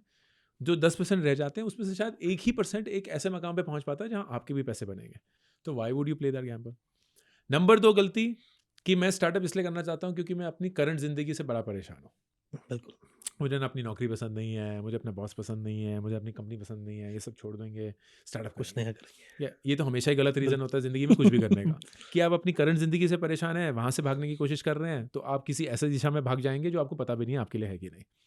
तीसरा, एंड खासकर इस जनरेशन में, स्टार्टअप मुझे इसलिए करना है क्योंकि हर एक इंसान कर रहा है, तो फोमो आ गया है। शार्क टैंक को मैं देखता हूँ, लगता है यार ये लोग इतने पैसे उठा रहे हैं, हम भी उठा लेंगे। तो फोमो में ज़िंदगी नहीं जीनी है क्योंकि उससे गलतियाँ ही होती हैं। तो स्टार्टअप करने का सही रीज़न क्या है और उसके लिए क्या स्किल्स चाहिए? सही रीज़न मेरे हिसाब से सिर्फ एक ही है कि आपको प्रॉब्लम सॉल्व करने में बहुत मज़ा आता है, एंड आपको फ़र्क नहीं पड़ता कि वो प्रॉब्लम सॉल्व होती है या नहीं। आपको सिर्फ इस चीज़ में मज़ा आ रहा है कि मैं प्रॉब्लम सॉल्व करने की कोशिश कर रहा हूँ। अपना कंट्रीब्यूशन है उसका। बिल्कुल। That is what in my opinion is the best mode to be a entrepreneur और अ फाउंडर। क्योंकि 90% चांस तो ये है कि सोल्यूशन आपको नहीं मिलेगा, ओके। या अगर मिल भी जाएगा तो वो आपके अनुसार नहीं होगा। बिल्कुल। लेकिन अगर आपको सोल्यूशन ढूंढने में ही मज़ा आता है और आपकी फितरत ही वैसी है, then you are likely to enjoy the journey a lot more. अब इसके लिए क्या स्किल्स चाहिए होते हैं? नंबर 1, वो इंसान जो अनसर्टेनिटी से कंफर्टेबल हो। ये नहीं कि यार मुझे सब कुछ सेट चाहिए, मुझे बिल्कुल बता दो कि क्या करना है, मुझे बता दो कि क्या खाना है, मुझे बता दो कि क्या पहनना है। मैं अनसर्टेनिटी नहीं चाहता हूँ लाइफ में। Those people will find it very hard. So uncertainty और comfort with uncertainty is a very important one. Second, the ability to deal with people, क्योंकि स्टार्टअप कभी भी एक सोलो जर्नी नहीं होती है। आपको बहुत लोगों को हायर करना होगा, बहुत लोगों से बात करनी होगी, आपके कस्टमर्स होंगे, आपके इन्वेस्टर्स होंगे, आपके एम्प्लॉयज़ होंगे, तो उन सबको मैनेज कर पाना and being okay with managing people is very important. And third, the ability to take decisions without complete data, okay. क्योंकि ये स्टार्टअप में हर रोज होगा कि यार मुझे नहीं पता कि कंप्लीट सही आंसर क्या है, सही आंसर है भी कि नहीं, लेकिन तब भी डिसीजन तो लेना ही है क्योंकि आगे बढ़ना है। एंड पता चल जाएगा कि वो सही आंसर है कि नहीं है, लेकिन डिसीजन लेने की क्षमता without complete information is something that will always be a necessary skill for a founder. अगर आप पर्सनली हैप्पीनेस को कैसे डिफाइन करेंगे, कंसिडरिंग कि आज जो सिचुएशन है ना वो बड़ी अलग हो गई है। मेरे पास सब कुछ है, हर चीज़ सही है, जस्ट बिकॉज इंस्टाग्राम पे मेरे इतने लाइक्स नहीं आए हैं तो मैं अफसोस में हूँ। मेरे दोस्त के या मेरे कजिन के इतने सारे आ गए, स्टेटस चेक करके उनको इतना रिप्लाई मिल गया, मुझे नहीं मिला। लिटरली सैड है, लोग परेशान है। तो how do you define happiness आज की सिचुएशन में? I think you described it very well. मुझे लग रहा है कि हैप्पीनेस इज जब आप जिंदगी में वो चीज़ें करते हैं जो आप करना चाहते हैं, बिना ये सोचे हुए कि लोग क्या कहेंगे या समाज क्या कहेगा। वो वाकई में मेरे लिए खुशी है। एंड वो ज़िंदगी जी पाना, उस ज़िंदगी तक पहुंच पाना बहुत मुश्किल होता है, लेकिन जब आप पहुंच जाएंगे आप वाकई में सुकून से ज़िंदगी जिएंगे, क्योंकि आप वो सारी चीज़ें करेंगे जो आप करना चाहते हैं। एंड आपको ये परवाह नहीं होगी कि लोग इसके बारे में क्या सोचेंगे, कैसे रिएक्ट करेंगे, क्या बोलेंगे। You are truly free. Fine Ankur, अब एक दो क्वेश्चन आपसे करूंगा हाँ जिसका जी, आप इन नटशेल आंसर कर हाँ सकते हैं, जी। जिसमें एक एडवाइस आप बताएं कि अगर आप 20 साल के होते अपने आप को देते। ओह! यार मैं सिर्फ़ एक ही एडवाइस अपने 20 साल वाले शख्स को देता कि ज़िंदगी में जो भी डिसीज़न लेंगे, वो एक पॉइंट ऑफ अवेयरनेस से लीजिएगा, इग्नोरेंस से नहीं। मतलब सब कुछ जानकर ये डिसाइड करिएगा कि आप ये करना चाहते हैं, ना कि मैं कुछ भी नहीं जानता, मेरे सामने यही एक चीज़ है, तो मैं यही कर लेता हूँ। एक फाइनेंशियल रूल जो आपके लिए हमेशा वर्क करता हो। I think budgeting is a very, very, very powerful way of looking at money. आप अपने पैसे को लेकर डिसिप्लिन्ड होते हैं, एलोकेट सही से करते हैं और हर एक दिशा में जहाँ आपके लिए ज़रूरी है, जो आपके लिए ज़रूरी है, आप वहाँ कंट्रीब्यूट करते हैं। और अगर किसी को फाइनेंशियली फ्री बनना है, पैसे के लिए काम नहीं करना है, तो उसको अभी क्या स्टेप लेना चाहिए? उसको एक ऐसी इनकम सोर्स आइडेंटिफाई करनी पड़ेगी जो पैसिव है। एंड पैसिव का मतलब कि आपका वक्त नहीं चाहिए आपको कमाने के लिए, आपका तजुर्बा, आपके स्किल्स, आपके नॉलेज ही काफ़ी हैं for you to get to that point. तो कॉन्स्टेंटली ये सोचिए कि आप अपनी एक्टिव इनकम को पैसिव इनकम कैसे बना सकते हैं, because that is when you can retire. Fine Ankur, और वो आप बताते हैं अपनी वीडियोस में, हम उनको देखते रहे तो देखते रहेंगे। आज अंकुर आपने हमारे साथ कनेक्ट किया और आप आए हमारे स्टूडियो में, उसके लिए थैंक्स थैंक यू बहुत सो बहुत। मच आयाज, तो थैंक्स अ लॉट। दोबारा बात करके मतलब लग नहीं रहा है कि हम मतलब इस तरीके से, लेकिन it was great having you with us. Thank you so much, all thank the you. Best, thank thank you. You.